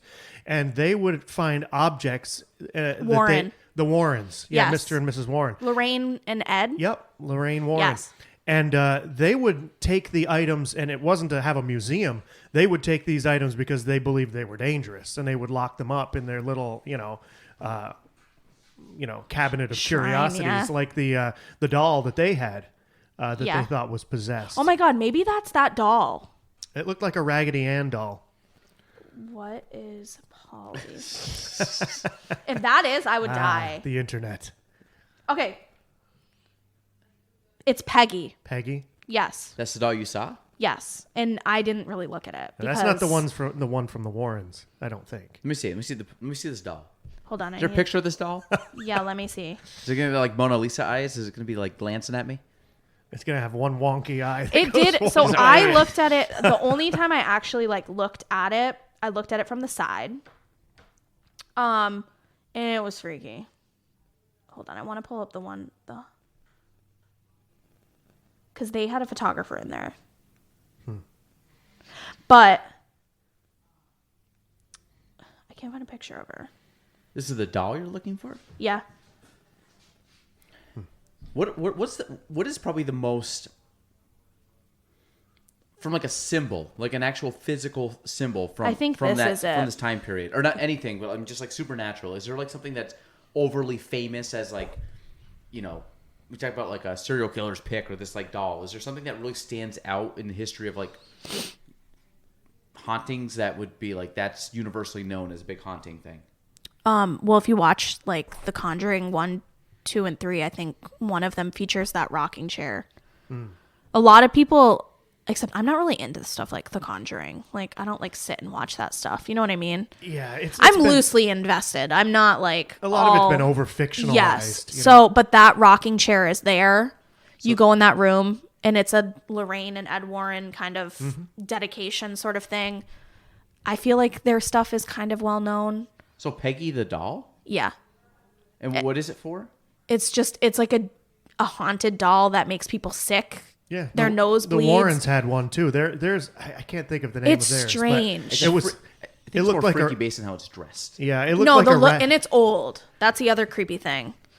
Yeah. The one that the Warrens had, it looked like just a plain doll. I mean, if you looked at it, it wasn't really that creepy at all. But they believed that it was inhabited, like it was a vessel for some sort of an evil spirit that resided inside of it. It wasn't the doll itself. It was something that was at home in there. Implanted itself exactly. in this doll. Like this was its vessel that it inhabited, and for whatever reason. And they kept it locked up. Like they didn't even let people like look at it. It is Something has to happen though to make someone that and two people that intensely like, no, this is like something bad. You know what I mean? Like to be that passionate about locking that thing up. I'm like, okay, that's where I'm like, I can't call a person crazy for that because there's something weird. Same as when they're playing you the videos of people fainting. One of the guys is a camera crew. They play on the wall. He's just looking for an angle to clip a camera on. He's working around Peggy. He leaned over to assess like the glass and he got a nosebleed. All of a sudden he was like, my nose is dripping. You see him like leave and he's like, you guys, you're not going to believe this. My nose is bleeding. But he was dead center on that doll. So when it's you walk weird. in, you're not supposed to like be it's dead like right in front of it. No, they tell you not to look at it. They tell you you can look about like around it, but they say don't look at the face. That's like the instruction. So if you like walk in And they tell you if were you're like, feeling uncomfortable, the other thing they tell you is like if you're, because the other warning they give you is if you're freaked out by this stuff, that's kind of like another way that's, they say sometimes things. The universe is telling you something. Yeah, like you're a weak link in terms of something could one day possess you or something could follow you home. That's what they kind of talk to you about is if you're freaked out, don't go. Don't do it. Stay out here. And if you have a fear of something, it's best not to, in this environment with such highly energized objects, not to go in if you're feeling weird. And that's when a lot of those people, I think, are completely freaked out and they go in. But people take pictures of me all the time when I'm doing the tours and whatnot. And, you know, there's a lot of theories about orbs and this and that. But people will send me pictures online and they'll say, hey, here's this, we got this picture of you while you're talking, giving the tour, and here's this orb right by your head. You know, what do you make of that? I say, I don't know. You know, if there is something to it, then maybe they're just letting us know that they were around or listening in on what they're saying. Or, you know, I like to feel that I'm a spokesperson for these people that don't have a voice anymore in some way. And maybe they're just listening in, you know, Yep. or they're thankful to be acknowledged in some way, like any of us would. It's hard to say. There's a lot of theories. have you ever seen like a body apparition yourself? People ask me that. I've never seen anyone running around in a sheet with holes cut in it, you know, or something like that. But there have been times when I've actually questioned, you know, what was going on. What's that? Like where you're like, did I just see that right? Yeah. I've never, you know, seen like on Ghostbusters a full floating free dorsal apparition or whatever. But like, for example, there was one group that I was leading, and you know, being the tour guide, you're always thinking 5 steps ahead, 10 steps ahead of what's going on next. And I'm always aware of what's going on behind me because I'm usually at the front of the group, and I'm listening in to what's going on back there. And on one night in particular, this was out at the former Plattsburgh Air Force Base, the Ghost of the Old Post tour, and we were almost done the tour. We were maybe 5 minutes from the end of the tour, and we were headed back, and I had maybe 20 or 30 people behind me, and people were just kind of, you know, chit-chatting, discussing the tour, talking, laughing, carrying on. And all of a sudden, from the back of the group, I could hear people going, what is that smell? You smell that? What is that? What is that? And it was coming, this murmuring was coming up through the group towards me. Now, we were walking into the wind. There was a breeze blowing into my face that night. So it was coming against the wind, and it was coming up through the group. And whatever it was went to the people behind me, and then it went past me. And it was literally like someone had walked right up through the center of the group of people smoking a pipe. You could just smell it, overwhelming. And at first, I didn't even think about it. My first inclination was, well, somebody just lit up a pipe, you know? So as I was talking at the next stop of the tour, I was looking at all the different guests and seeing, you know, who just started smoking their pipe. And there was nobody smoking a pipe. So I asked the guy next to me as we were walking along, I said, did you smell something here a few minutes ago by chance? He said, yeah, it was cherry pipe tobacco. And that's exactly what it was. And whatever it was came right up through the middle of the group against the breeze, and then it was gone. So I've always said that, you know, maybe that was a soldier. Maybe that was somebody we were talking about. It was just seeing what we were up to, checking in, letting us know they were around. So This is why we need to go on a tour. I've only been waiting for you for 10 years. So we were planning going on a tour a few weeks ago. Yeah, and you canceled on me. I did, but I forgot. Yeah, no excuse. No, I feel it had something to do with Your Gina or the kids. Yeah, one of your kids was sick. Okay. That happens. I guess I'll give him a pass, you know? Yeah. But then, so then I came here one night. It was the night before the golf tournament.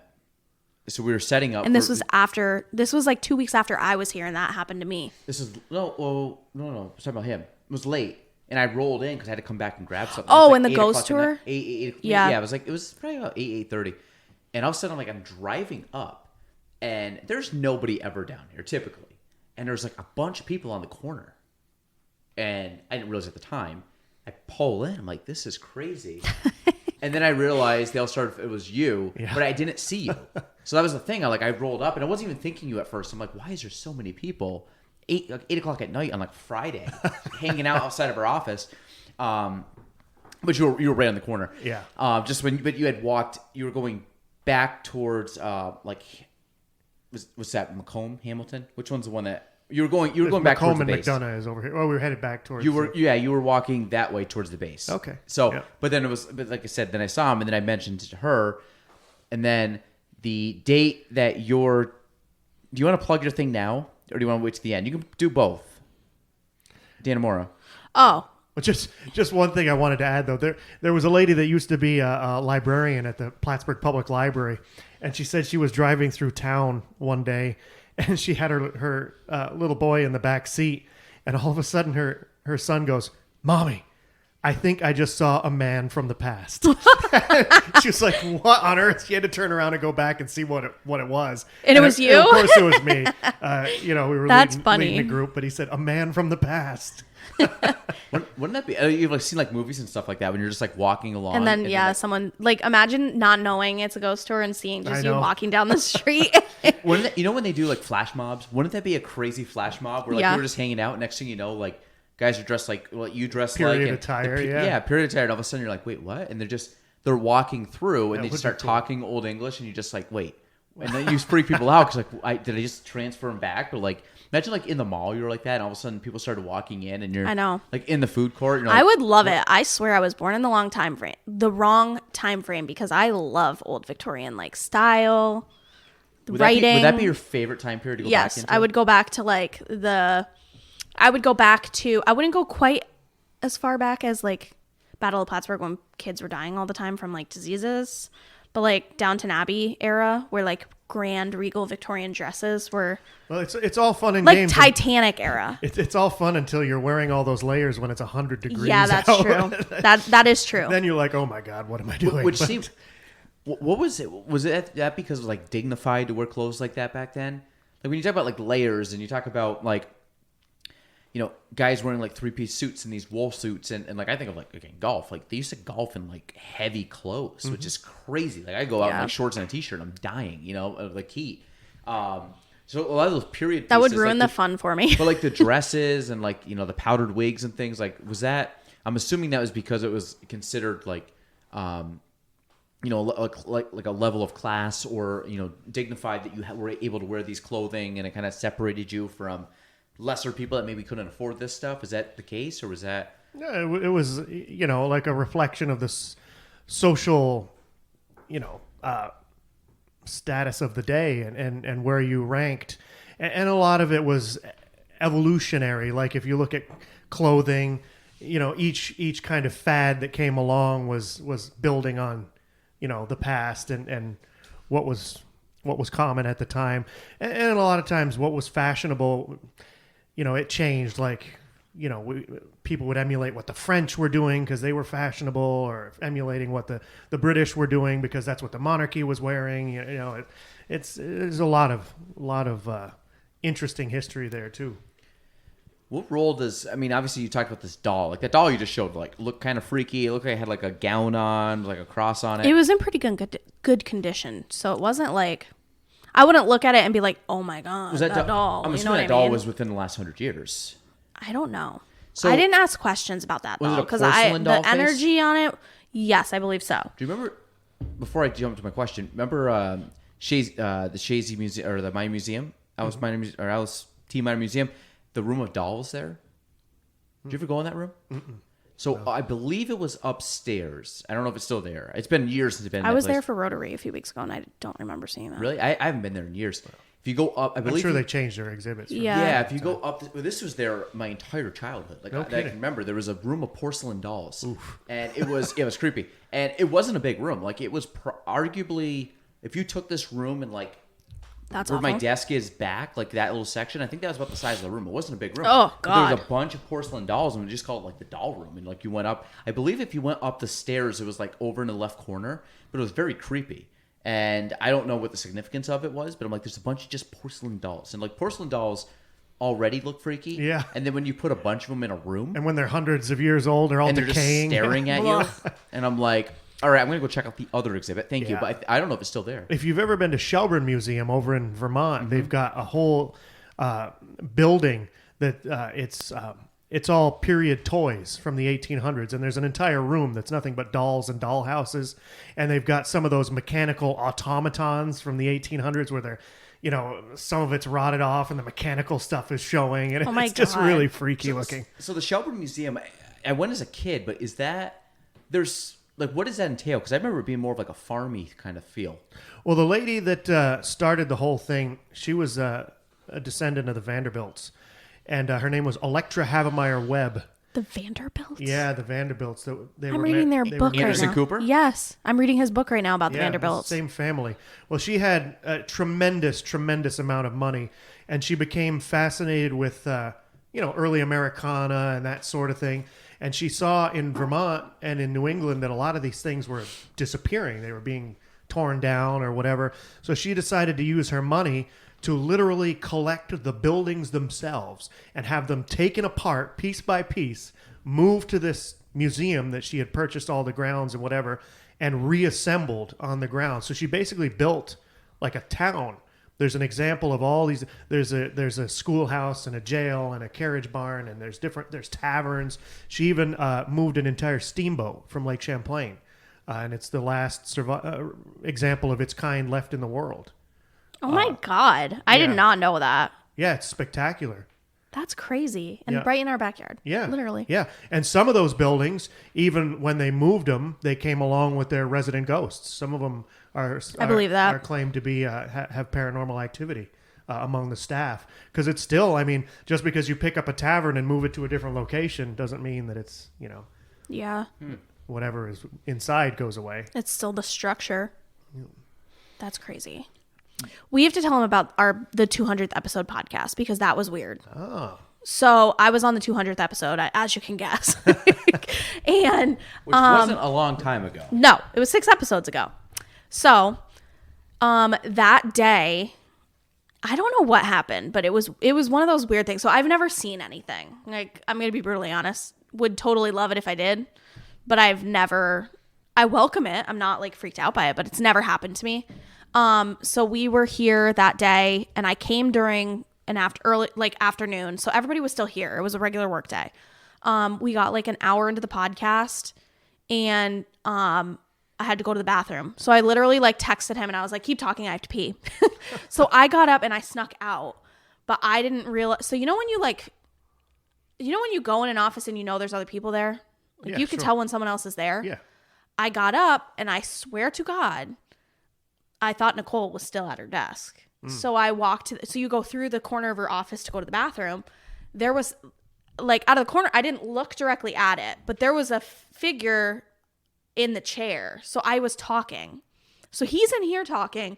I was out there talking because I'm like, oh my God, if I'd known you were out here, I would have had you help me unzip my romper. I was stuck. And then all of a sudden, no response. So then I'm like, oh, she must be on the phone. I said something else. And then I was so freaked out. All of a sudden, I opened the door and I looked at the desk because I was like, it was completely like silent. So I'm like looking and I'm like, holy crap. I swear to God, I was like wigged out. I was immediately like, okay, that was weird because out of the corner of my eye, I swore I saw a figure in the chair. So I came back in, I finished the podcast, and at the end, I literally was like, you are not going to believe what just happened to me. And she was just mentioning when I came in that she something had to have messes it, with her drawers on her desk. and she said so after I told her about this, I texted her. It was a Thursday, Friday morning. She said that she had texted somebody the morning I was like coming in that she needed someone to come sage because there was weird stuff happening in her office. It was all like heightened. Oof. And it was that same day. But it was the only time in my entire life that out of like the corner of my eye, and I wish I did like just look because it was and honestly, it was dark. That's the other thing. She has brown hair. Nothing flagged me. She had a dark shirt on that day. I didn't really think anything of it. I just saw it was literally just the corner of my eye. And I went running into the bathroom and right away I was like, shit, she was here. And then right away I literally hadn't even washed my hands yet. And I opened the door because all of a sudden I was like, that's weird. Because there was no like foot movement. And I was just like, it was like all of a sudden all the hair on my arm stood up because I was like, I know what I just saw. And then I immediately came back in and I sat down and I was like, well, that's the thing. I see that theme repeated a lot of times because when people do experience something out of the ordinary like that, it's usually when they least expect it. It's that thing you saw out of the corner of your eye and you thought it was something else. Yep. And then you think back and you're like, well, hey, wait a minute. You yeah. know, no, it was like all of a sudden. Yeah, it just dawns on I was you. like, why isn't she answering me? But why can't I hear her? Like, I couldn't even hear a breath. That's how quiet it was. And it was like, this building is not very quiet, obviously, too. It was only like 4:45. Like, I could have heard a pin drop. That's how quiet. It was like all of a sudden I knew I had like kind of seen something out of the corner of my eye, but I almost felt like something else knew I saw it at the same time because it got like eerily quiet. Yeah. But then I came out of the bathroom and I could hear him through the door. So it was almost like a time lapse of my like, like all of a sudden I was like, I just saw something out of the corner of my eye. That's interesting. But it had like all the hair on my arm stood up. And then I came back in and I was like, I remember I was sweating too because I was like, oh my God. My fiance and I, a couple years back, we took a trip all throughout New England. We went to Mark Twain's house. We went to all these different places. And one of the places we stopped was the Lizzie Borden Bed and Breakfast in Fall River, Mass, where the murders took place. And boy, I don't consider myself to be sensitive to any degree or anything like that. I'm fascinated by this stuff, but I don't know as I have the gift for picking up on it as some do. But when we walked into this house, I mean, even I could feel it, that you could feel this heaviness, that something, maybe not ominous, but something had happened there that had seriously left its mark on that place. And I mean, maybe it was just the way that they set it up, but like you said, it was like a thickness to the place.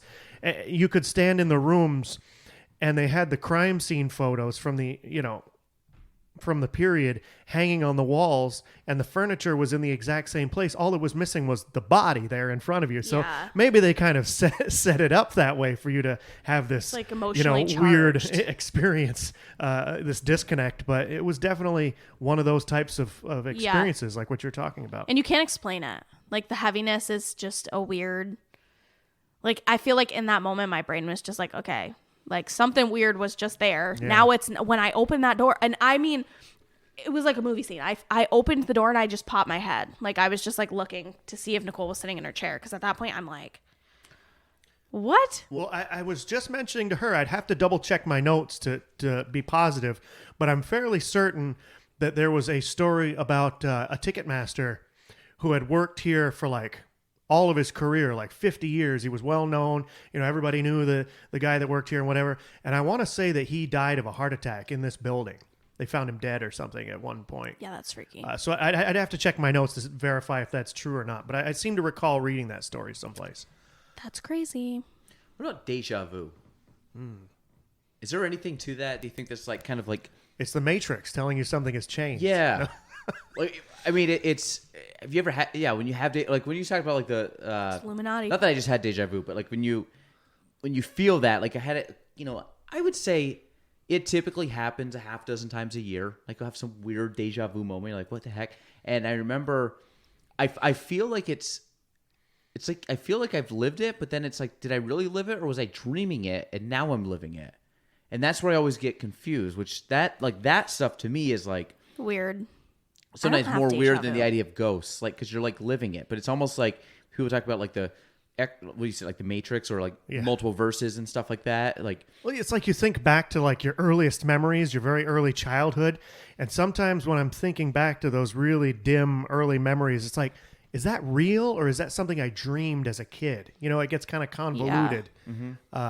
It's weird how the human memory works. well, my son the other day, I was talking to him, and he's 4. He starts going off about nightmares, and he goes, like kids sleep in mom and dad's bedroom, like, and I'm like, oh, I said sometimes. He goes, yeah, when they have bad dreams. It's like, yeah, if they get scared.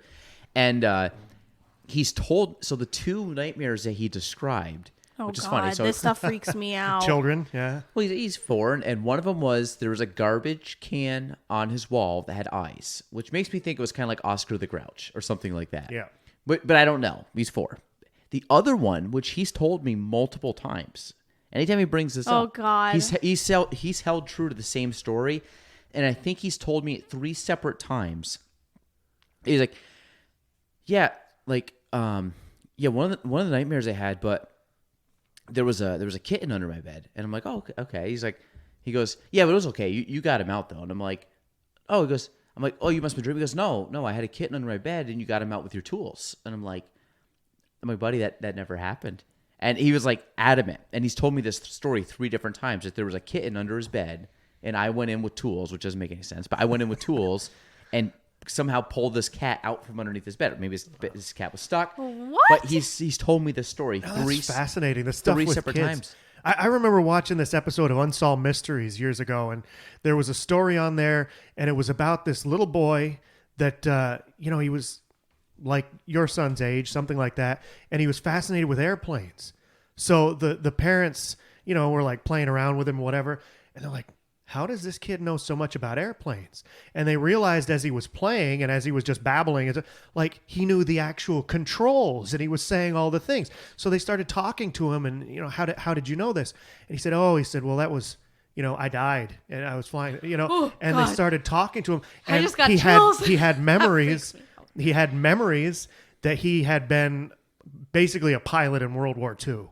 And they said, how would this child have had these memories, and this knowledge That's of this weird. aircraft? Like but they said as he got reincarnation? older, the memories faded away, and he didn't know it anymore. So one of the things I've been, reading a lot about, and I like reading and stuff, but one of the things I was reading is like these old books, these like philosophy books and stuff. And I started, one of the ideas was that, and it's kind of like a peaceful thought if you really think about it, was that like once you die, like you then get reborn, like in something, meaning like we're all matter. So like atoms or whatever. So like once you die, those atoms, energy of you has to go somewhere. Like it just doesn't just go. It actually would transfer, Sure. whether it goes into the ground, whether it like something happens. So the whole idea is that like, are we actually like born? Do we have a start and an end, or are we just reoccurring molecules or atoms that just in time just take different shapes and different forms and different things like that? It's kind of like I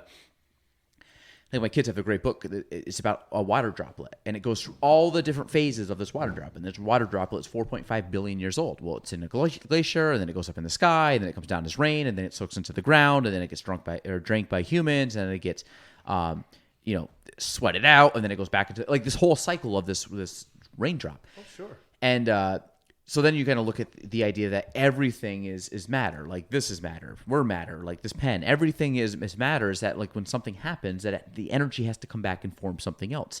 So when we have like deja vu, or we have like memories and things, these weird things we can't explain, is that all of our potential atoms, Communal memories. That correct, Sort of that thing. might have happened thousands of years ago, hundreds of years ago, 50 years ago, whenever, and then it's like basically, if you once you pass, like all your atoms, like our atoms all could join together and create like an animal or could create something because the energy has to go somewhere. I was watching this thing the other day on Netflix called Infinity, and they have one thing, and it was fascinating. It said if you take a box and it's sealed, and you put an apple in this box and just seal it up, over time, and now this is hundreds or thousands of years, this apple would eventually just decompose to dust.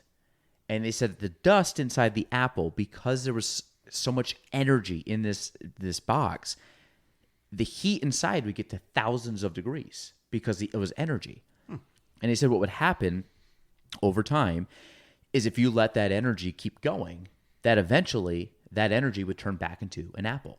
And they said that, and I was watching. You wonder why things are haunted. And I was watching this. We got bodies in boxes 6 feet said, underground. Yeah, That's and then they just said you keep like what? Anything you put in there, eventually, if it's sealed, that energy will turn back, like it will decompose, turn into hot energy, and it would recompose back into that being.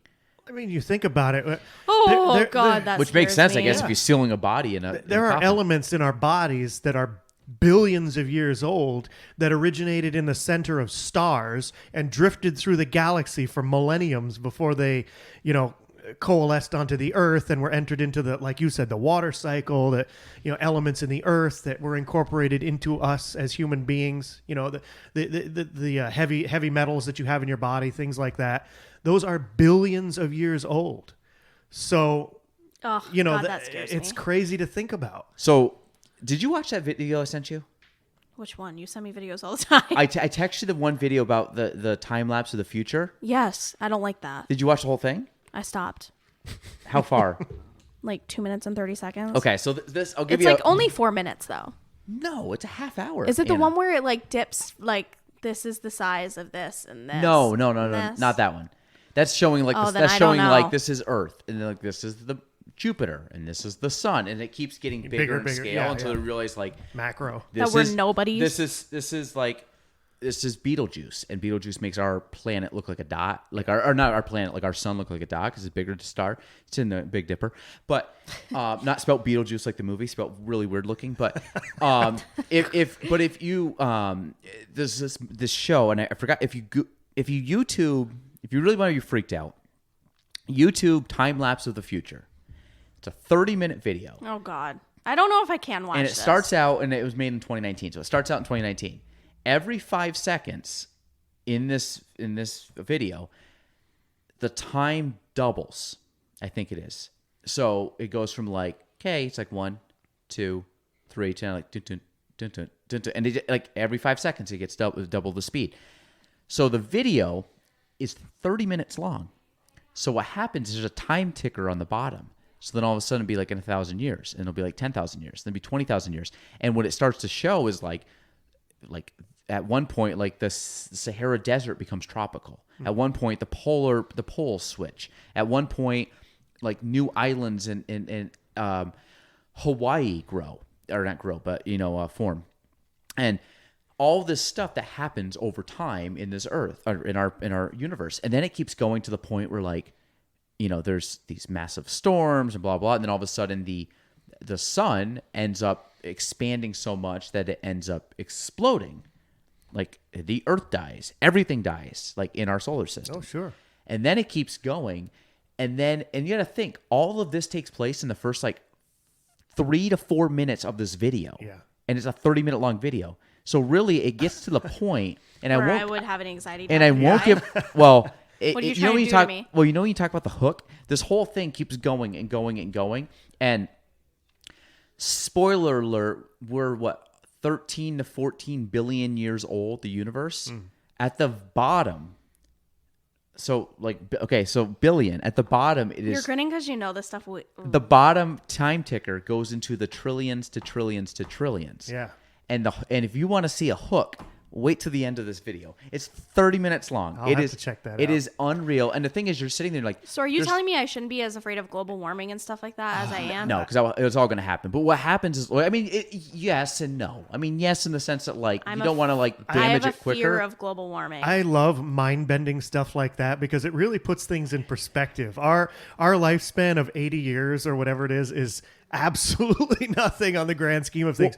And people get so obsessed with what's going on in our little tiny infinitesimal ticker of time.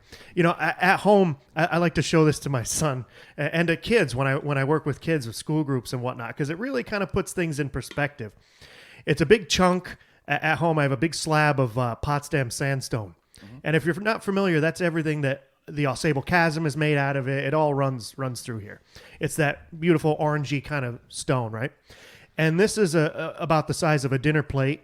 And on the top of it is fossilized ripples from the bottom of an ancient sea.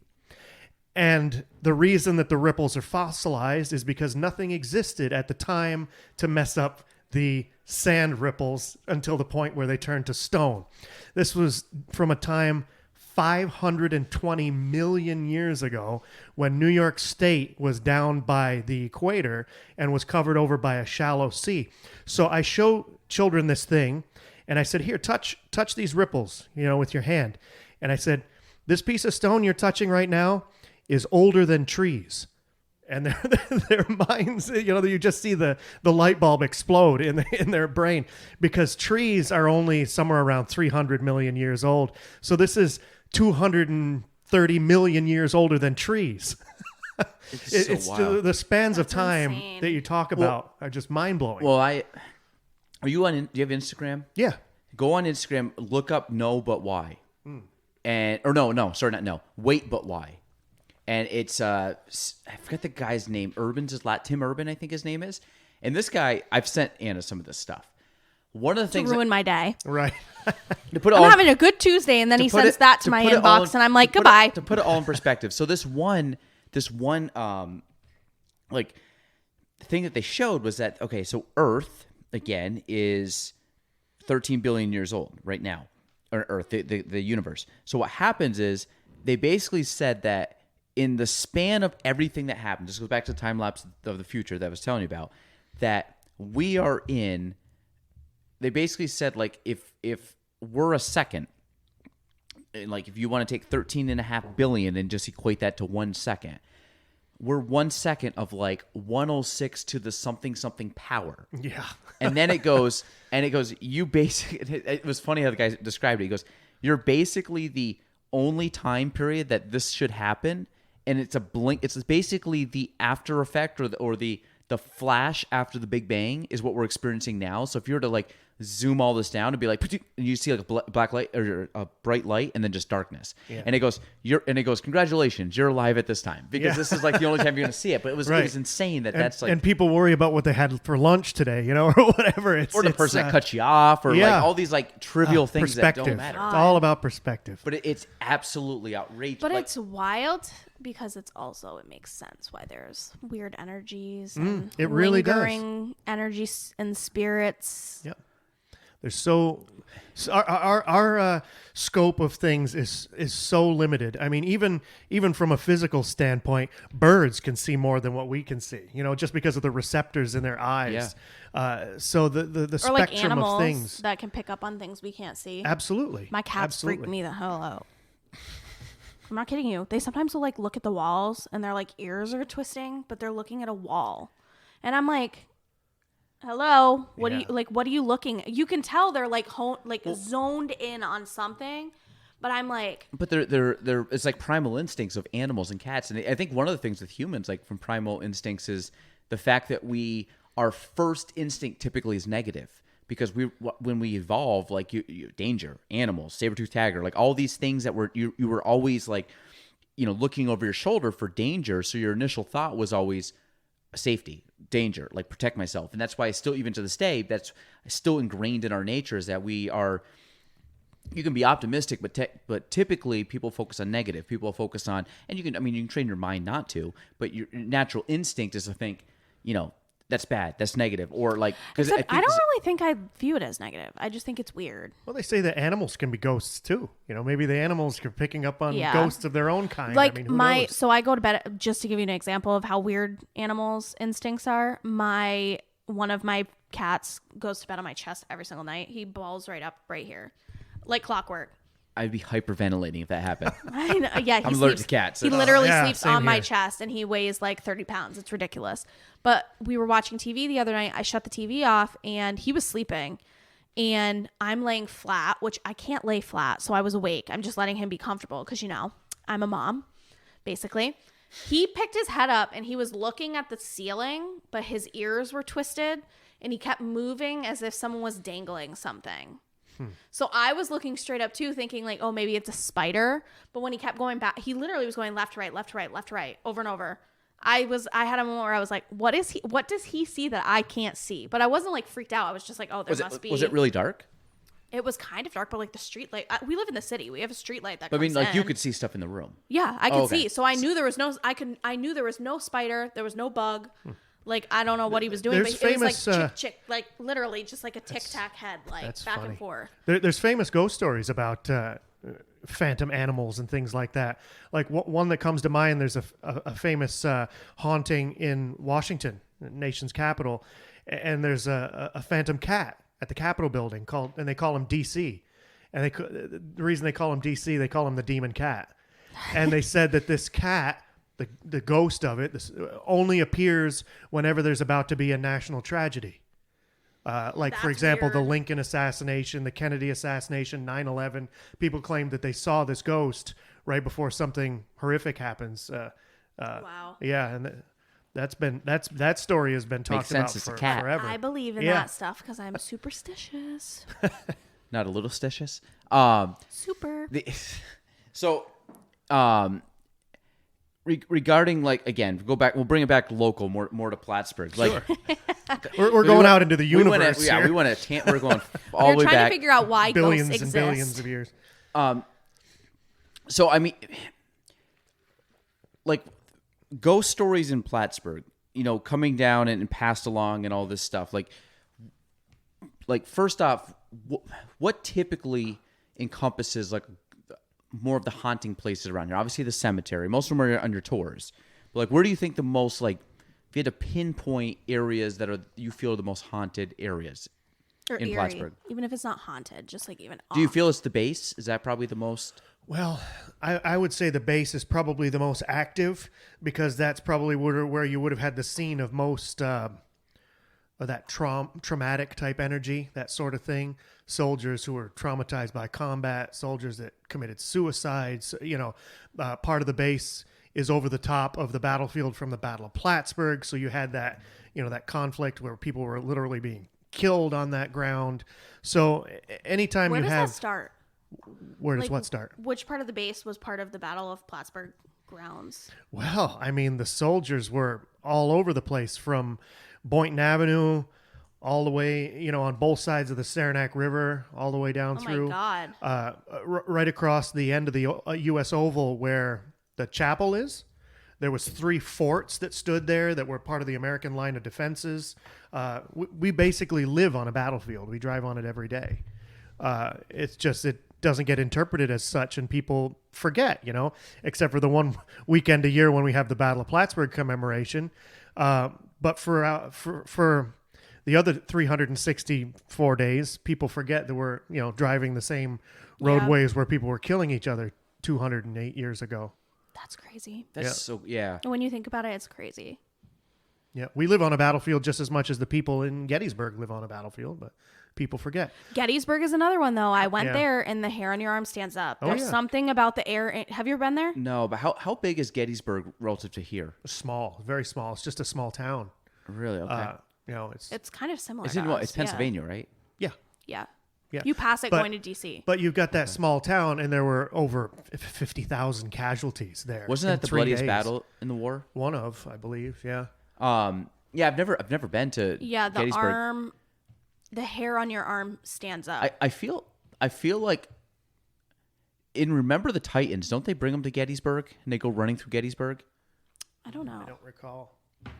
I'm pretty sure. can't remember. I'm pretty sure because there's a scene, and again, I might be wrong, but if it is, that's the only scene of Gettysburg that I have any knowledge of. It was a big field, right? It still is. There Or are no? some really good documentaries on Netflix, not spiritually related, but like historically that explain it all. Where you're like, oh my god. If you've got a few hours, watch the movie Gettysburg. I mean, it's it's a great film with a lot of really top-notch actors in it, and that gives you a pretty good overview of what was happening there for those 3 days.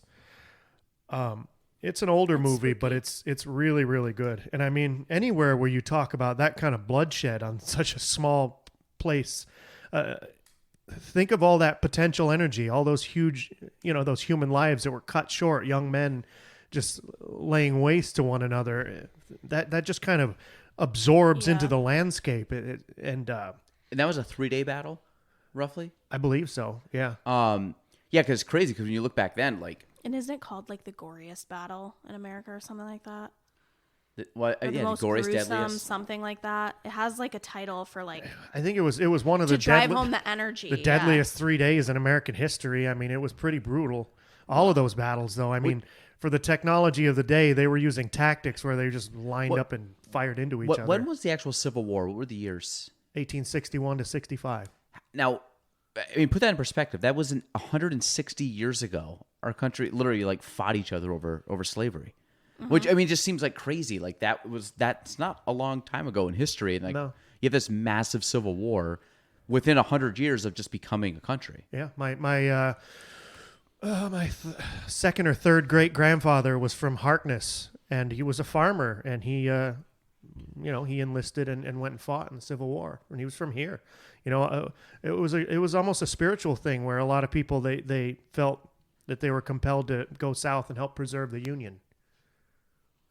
That's wild. I mean, it's just like a different time period, and like I wish that's something I want to like learn more about and read more about is the Civil War, because it was just one we learned about it in school, but we never spent a ton of time on it. And I always felt like I knew a ton about the Revolutionary War, I knew a ton about some other battles and stuff, but for some reason the Civil War, I feel like you had to like sprint through it. And then you get into the War of 1812, it's even less than that. So it makes sense why people don't, often think about the Battle of Plattsburgh. But you think about in the battle, I mean, that was almost feels like, I mean, we talk about it, but that's certainly overshadowed by the Revolution and the Civil War. Mm-hmm. But when you look at it, I mean, that was 50 years before the Civil War, like, which is nuts to think about. They had this battle, like, always, like, even in my mind, I always think like, the War of 1812 feels like it should have been like 1912, like, it seemed like it should be later in our country's history. But the Civil War, to me, feels much closer than it really, like it is closer than it feels, I should say. Like, it feels like, that was like hundreds of years ago. I'm like, no, that was less than 200 years ago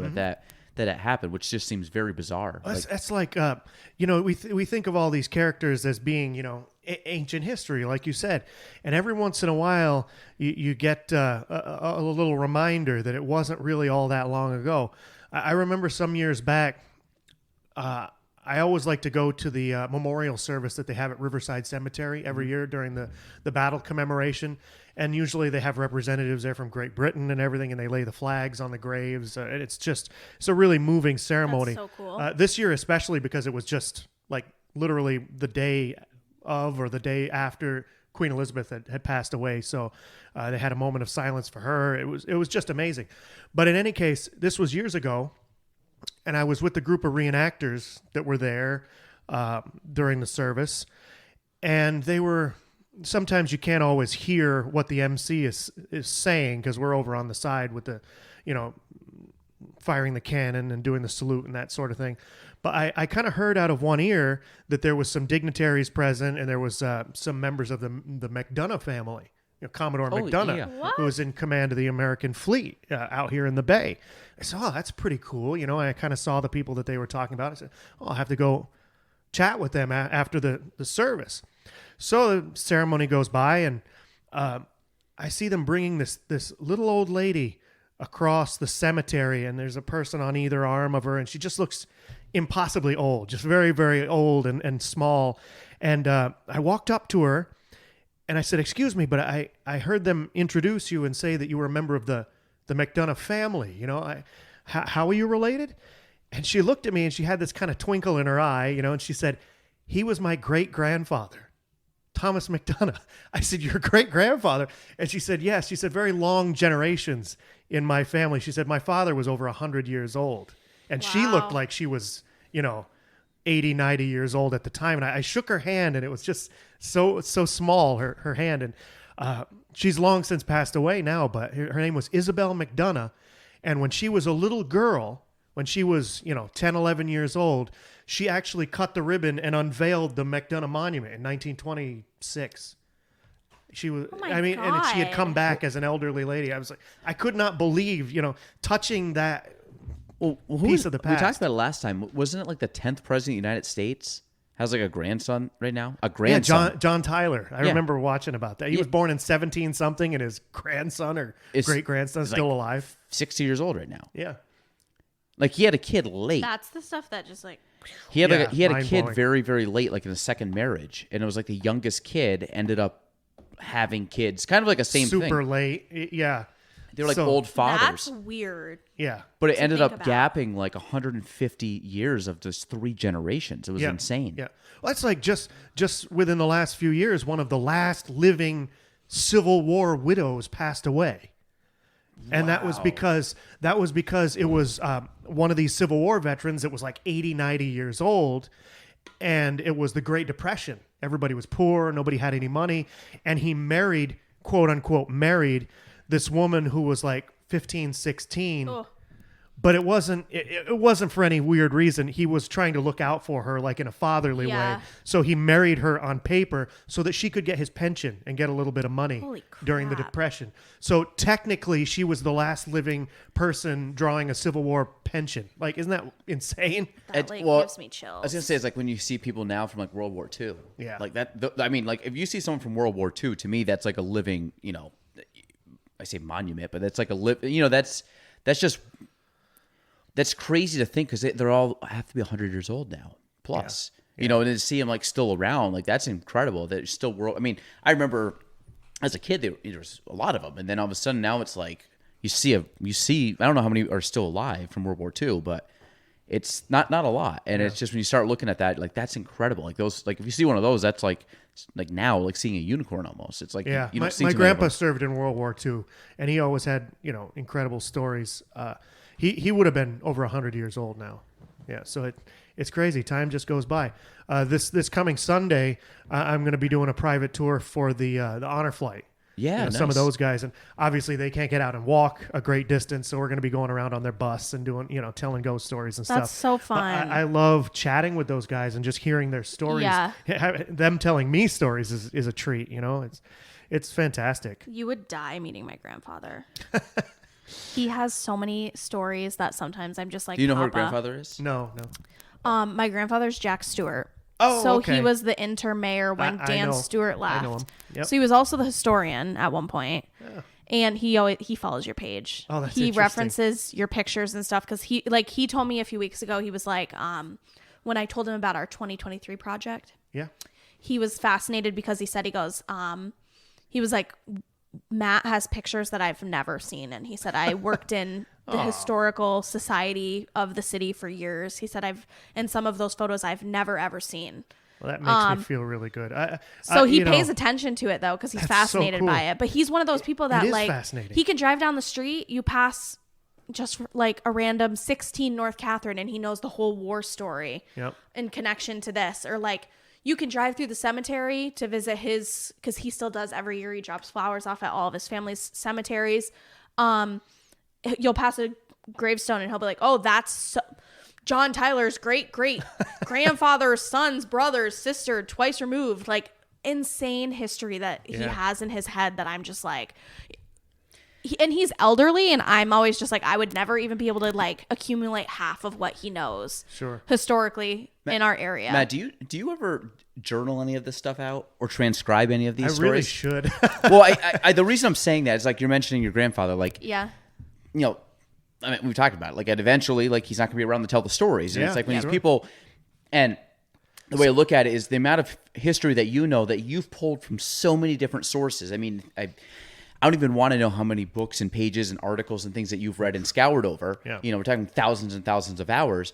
But it's like if you could sit there and transcribe these or type them out or journal all of these stories, eventually these stories will be passed down generation. And then like when nothing looks similar, like, wait, there was a train station there? It was Yeah. built in 1886. What is that? And I'm like, Yes. wow, presidents went there? My other my dad's side of the family, my other grandfather, they're only 3 generations removed from Canada. You know, they immigrated down. A lot of people up in this neck of the woods have roots back to, you know, Canada and whatnot. But my grandpa on my dad's side, they were all farmers. And he knew everything there was to know about that early farm life. You know, they farmed with horses when he first was, you know, before they even had a tractor in the early 1900s. And when he passed away, I remember one of the gentlemen that was friends with him at his funeral, he said something like along the lines of, he's like, you know, when somebody like that passes away, it's like a library burns. And that's a really good metaphor. That's a good way. Yeah. You know, because all that knowledge is lost. Who would know about that early farm life? You know, it's gone. So that's right. You know, a lot of that stuff, it needs to be written down and passed on before it's lost. We talk about the stories, like sitting around the campfire telling these like orated stories. And it's like, well, I mean, now we have so many easy things at our finger. I mean, you can speak into a microphone and the story could transcribe in the paper. But like, I think just like dumping those history lessons, we talk about the podcast, we talk about things of just like orating, almost like a Dan Carlin. You just start speaking about all these, you know, history, but you just tell a story about it. Yeah. I mean, I think anybody that grew up listening to history teachers, like, you just went there. It was story time. You just sat down and listened to tell stories. Yeah. Like, this is incredible. Or if you get people, like you said, around the campfire, or you know, or in a study, just telling grandkids all these stories, and like, this is outrageous. But you remember them, and those are, you know, and some of them, like I said, you know, memory. You know, if you're a 5, 6, 7, 8-year-old kid hearing from your grandfather, your memory by the time you're 50 or 60 telling that story might be a little skewed, but it's still the idea. You get the general, you know, you'll have some details in there. Sure. I went to Clinton, and one of my history professors, he's the best professor I have ever had. I'm not kidding. I loved him. I can't remember his name though, so that goes to show that. But shout out his to that guy. His whole he just actually popped up on my feed the other day though, because Clinton did some sort of ceremony recently. Was it Mr. Sargent, Gary Sargent? No. Was it Tom Mandeville? Mandeville. Yeah. Yes. So his whole college class is stories. So you literally go in every single day. You bring a notebook, and he tells you as if he is there. His lecture about what you're learning is you legitimately, he's kind of like you. He's very like, he can paint a picture in your brain where you actually feel like you're living in that moment. You know what I mean? So like I would go in, and I remember I was there for my first day ever. My mom was like, you're going to love him. And because she had taken a class by him. And I remember being like, how do you know that? Because I was just an 18-year-old dork who was like, I hate college. And she was like, no, you're going to love his class. And I went in, had my notebook. I sat down and I like ate everything up, because it's not like he doesn't touch the whiteboard. You don't get handouts. You just take a test at the end of each chapter. That's it. And everything is like itemized story of, and then this president stood on this balcony and said this, and he'll change his voice as if he's the president. And you just sit there, and the whole lecture you're like, oh my God, this was the fastest class ever, because you're like captivated by the way he's teaching it. Yeah, he's a reenactor He's too. Almost accidentally teaching you the history through a story that I was like, I would say he was the best professor that I ever had. I was sitting in Professor Mandeville's class on 9/11 that morning. Really? Yep. And came to school that morning. Wow. And I could hear people buzzing about a plane crash or something like that. Like I had, and we went through class. I said, well, that was kind of weird, you know? And then when I came down the stairs into the lobby, there's all these people standing around in a great big crowd. I said, what is going on? And they're all crowded around And you were at Clinton? Yeah, Clinton. They were all crowded around a TV that they had set up in the lobby. Yep. And people were watching it like live in real time. I said, oh my God. My mom watched the second plane hit in the lobby of Clinton. Oh, must have been standing right next to me then. Because it was my mom who made sure I had Tom Mandeville as a professor. No she was kidding. like, she was like, because she helped me just by working there. So she like, funny. Makes she me was feel kind of old. like my accidental advisor. I always joke, but she like Makes Tom feel old, right? she made sure I had Mandeville. She was like, you're gonna want him, and I was like, I just was like, whatever, like didn't see any form of interest. And then I got in there, and I was like, he reminds me of my grandfather. That's what it was. It's amazing how some people they have the power to make history, quote unquote, either the best subject or the worst subject ever. No, absolutely. for real. It's all delivery. For real. It's all about how it's presented. You know? And it wasn't forced. Like, and the other thing was in that class, it was one of those courses that he was so captivated, not just to like me who likes history. He captivated everybody in that room enough that like you could hear a pin drop and it was quiet. Everybody listened. He never had to tell someone like, get off your phone or pay attention. You never ever had to deal with that with him, because it was just the minute he started and until the minute he ended, it was a lecture and a story time. the whole semester. Well, you got to think too. Back in the day, like before anything, storytellers were that was your form of entertainment. People could go up and just tell a story, and they just sit and orate and then give you whatever. But that's why, like I said, we've talked about this plenty of times. Like that's why I love the podcast, because like you're just stripped down. There's no phones. There's no like distractions. You're just having a conversation. But it goes back into like an older time period. So it's almost like full circle. It's like you don't. Sometimes just like I love listening, not even watching. Like, I'm like doing work or household stuff or building something, and like I just have podcast going on in the background, so I can just listen like a fly on the wall. That's why I think, just the experience of actually sitting around a campfire and just staring into the fire and talking and telling stories. I think that triggers something in our mind that goes back tens of thousands of years, because that's what people did for thousands and thousands and thousands of years, and that must have imprinted itself on our brains in some way. Sitting around watching the caveman TV, and telling stories. It triggers something kind of primeval in our minds somehow. We've talked about doing like all the crazy stuff and all this, like, you put too much emphasis on stuff that's not important and kind of look in the big picture. Like, that sounds great. Just sit around a campfire and just like slow things down and just tell a story and just relax. Sure. I want to sit around a campfire with Tom Mandeville. Yeah. That'd be great. I'm not kidding you, Galen. You'd love him. I'll get him on the podcast. You should. You actually really should. Yeah. I'm not kidding you. He was Well, the best I say professor. done. I'll ask him. I was See if he not. says yes. I was not a very good student in terms of like being dedicated. Shocker. Putting me in a classroom, I was like, okay. Could you guys. focus? Yeah, I literally was like, this is a joke, like whatever. But in settings where it was like storytelling and things like that, I was captivated by.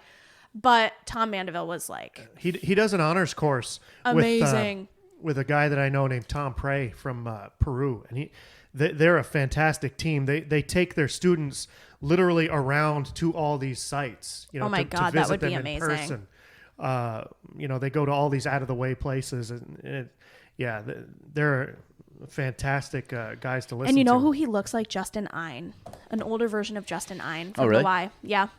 I don't know if you know Justin Ein, but it's Tom Mandeville is like the older version of him. Oh, well, I'm going to have to look him up. Yeah, definitely. He would be fascinating. All right. For sake of time, respect schedules here, because we'll do this again.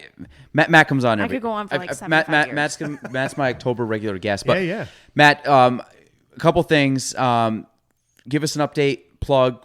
Obviously this is like a big stretch of seasons right here. We got the leaves turning. We got the crispness in the air, a little dampness out there. It's starting to feel like October, starting to feel like Halloween everywhere. every night. Gets darker quicker.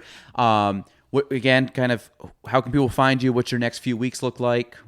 Yeah, you can Google Plattsburgh Ghost Tours. We'll pop right up. Or you can check us out on Facebook, Greater Adirondack Ghost and Tour Company. We've got a fantastic lineup of haunted happenings going on all throughout the month of October.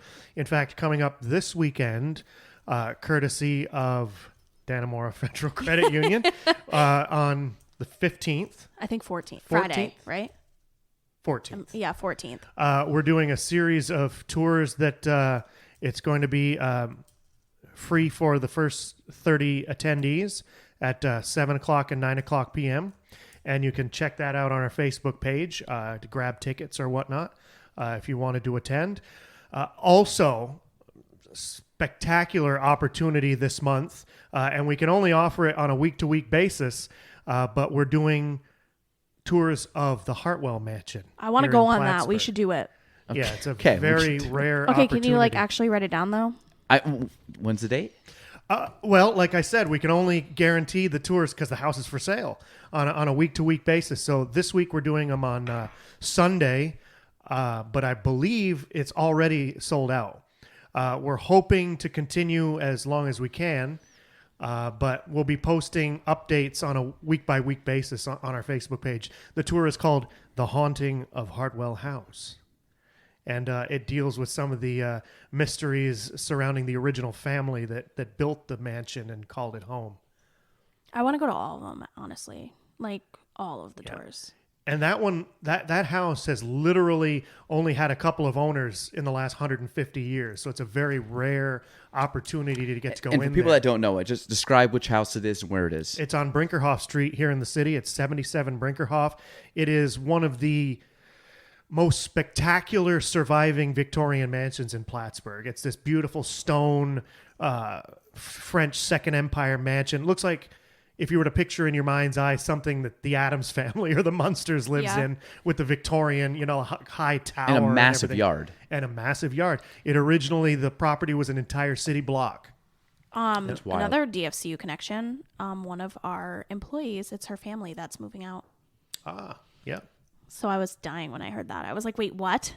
Your family lived there? I know. So you haven't like crawled in through the It window was. yet? And She sent out an explored email about the sale they had. Like Yeah, the they estate sold. sale. Yeah, the estate sale, and I was like, wait, what? The current owners have had it for 16 years. So crazy. Yeah. It's amazing. That house is awesome. It's So- wild. I want to do the Kent Lord house tour, which I think that's the one that comes here, right? No, Beaumont. The one that goes by here is Dr. Beaumont's Tour of Terror. And the one that goes by our old apartment is The Delord. Dead of Delord's Point. okay. There we go. I want to do those two this year because I already did the two on the old base. Yeah, 6 tours total right now that are running. I didn't do the SUNY Plattsburgh one. I need to do that one too. The Spirits of SUNY Plattsburgh. I need to just do them all. We're just I'm plugging, gonna see if we can plugging go. all the I'm gonna tours. see if I can go Friday at 9 There you go. Okay, because then I can actually like go. because I'll we're actually. Oh, that's You'll- another you'll thing. be there. Yes, I'll be there. And fun fact, we are going to be passing out lanterns to the first 30 guests of each tour, Oh, fantastic. and they're on a DFCU lanyard. Nice plug. All right, we're gonna wrap it up there, Matt. I appreciate it always. Again, Oh, my pleasure. My this pleasure. always a good time, and I think Thanks for letting me crash. Well, I always say we talk for a couple hours, but it could be probably couple weeks of stories, couple months, couple years. But again, check them out all over the place, Adirondack Ghost Tours. And again, this weekend, DFCU, shout out, giving out some free passes to some people. So, Anna, thank you for bringing your enthusiasm today, too. Yeah, you know me. Talking about ghosts, I'm there. All right, that's episode 206 of the Galen Trombley Show. We're out. Thank you for listening to the Galen Trombley Show. Be sure to subscribe, review, and share the episode. You can follow me on all social platforms at Galen Trombley. Thanks for listening.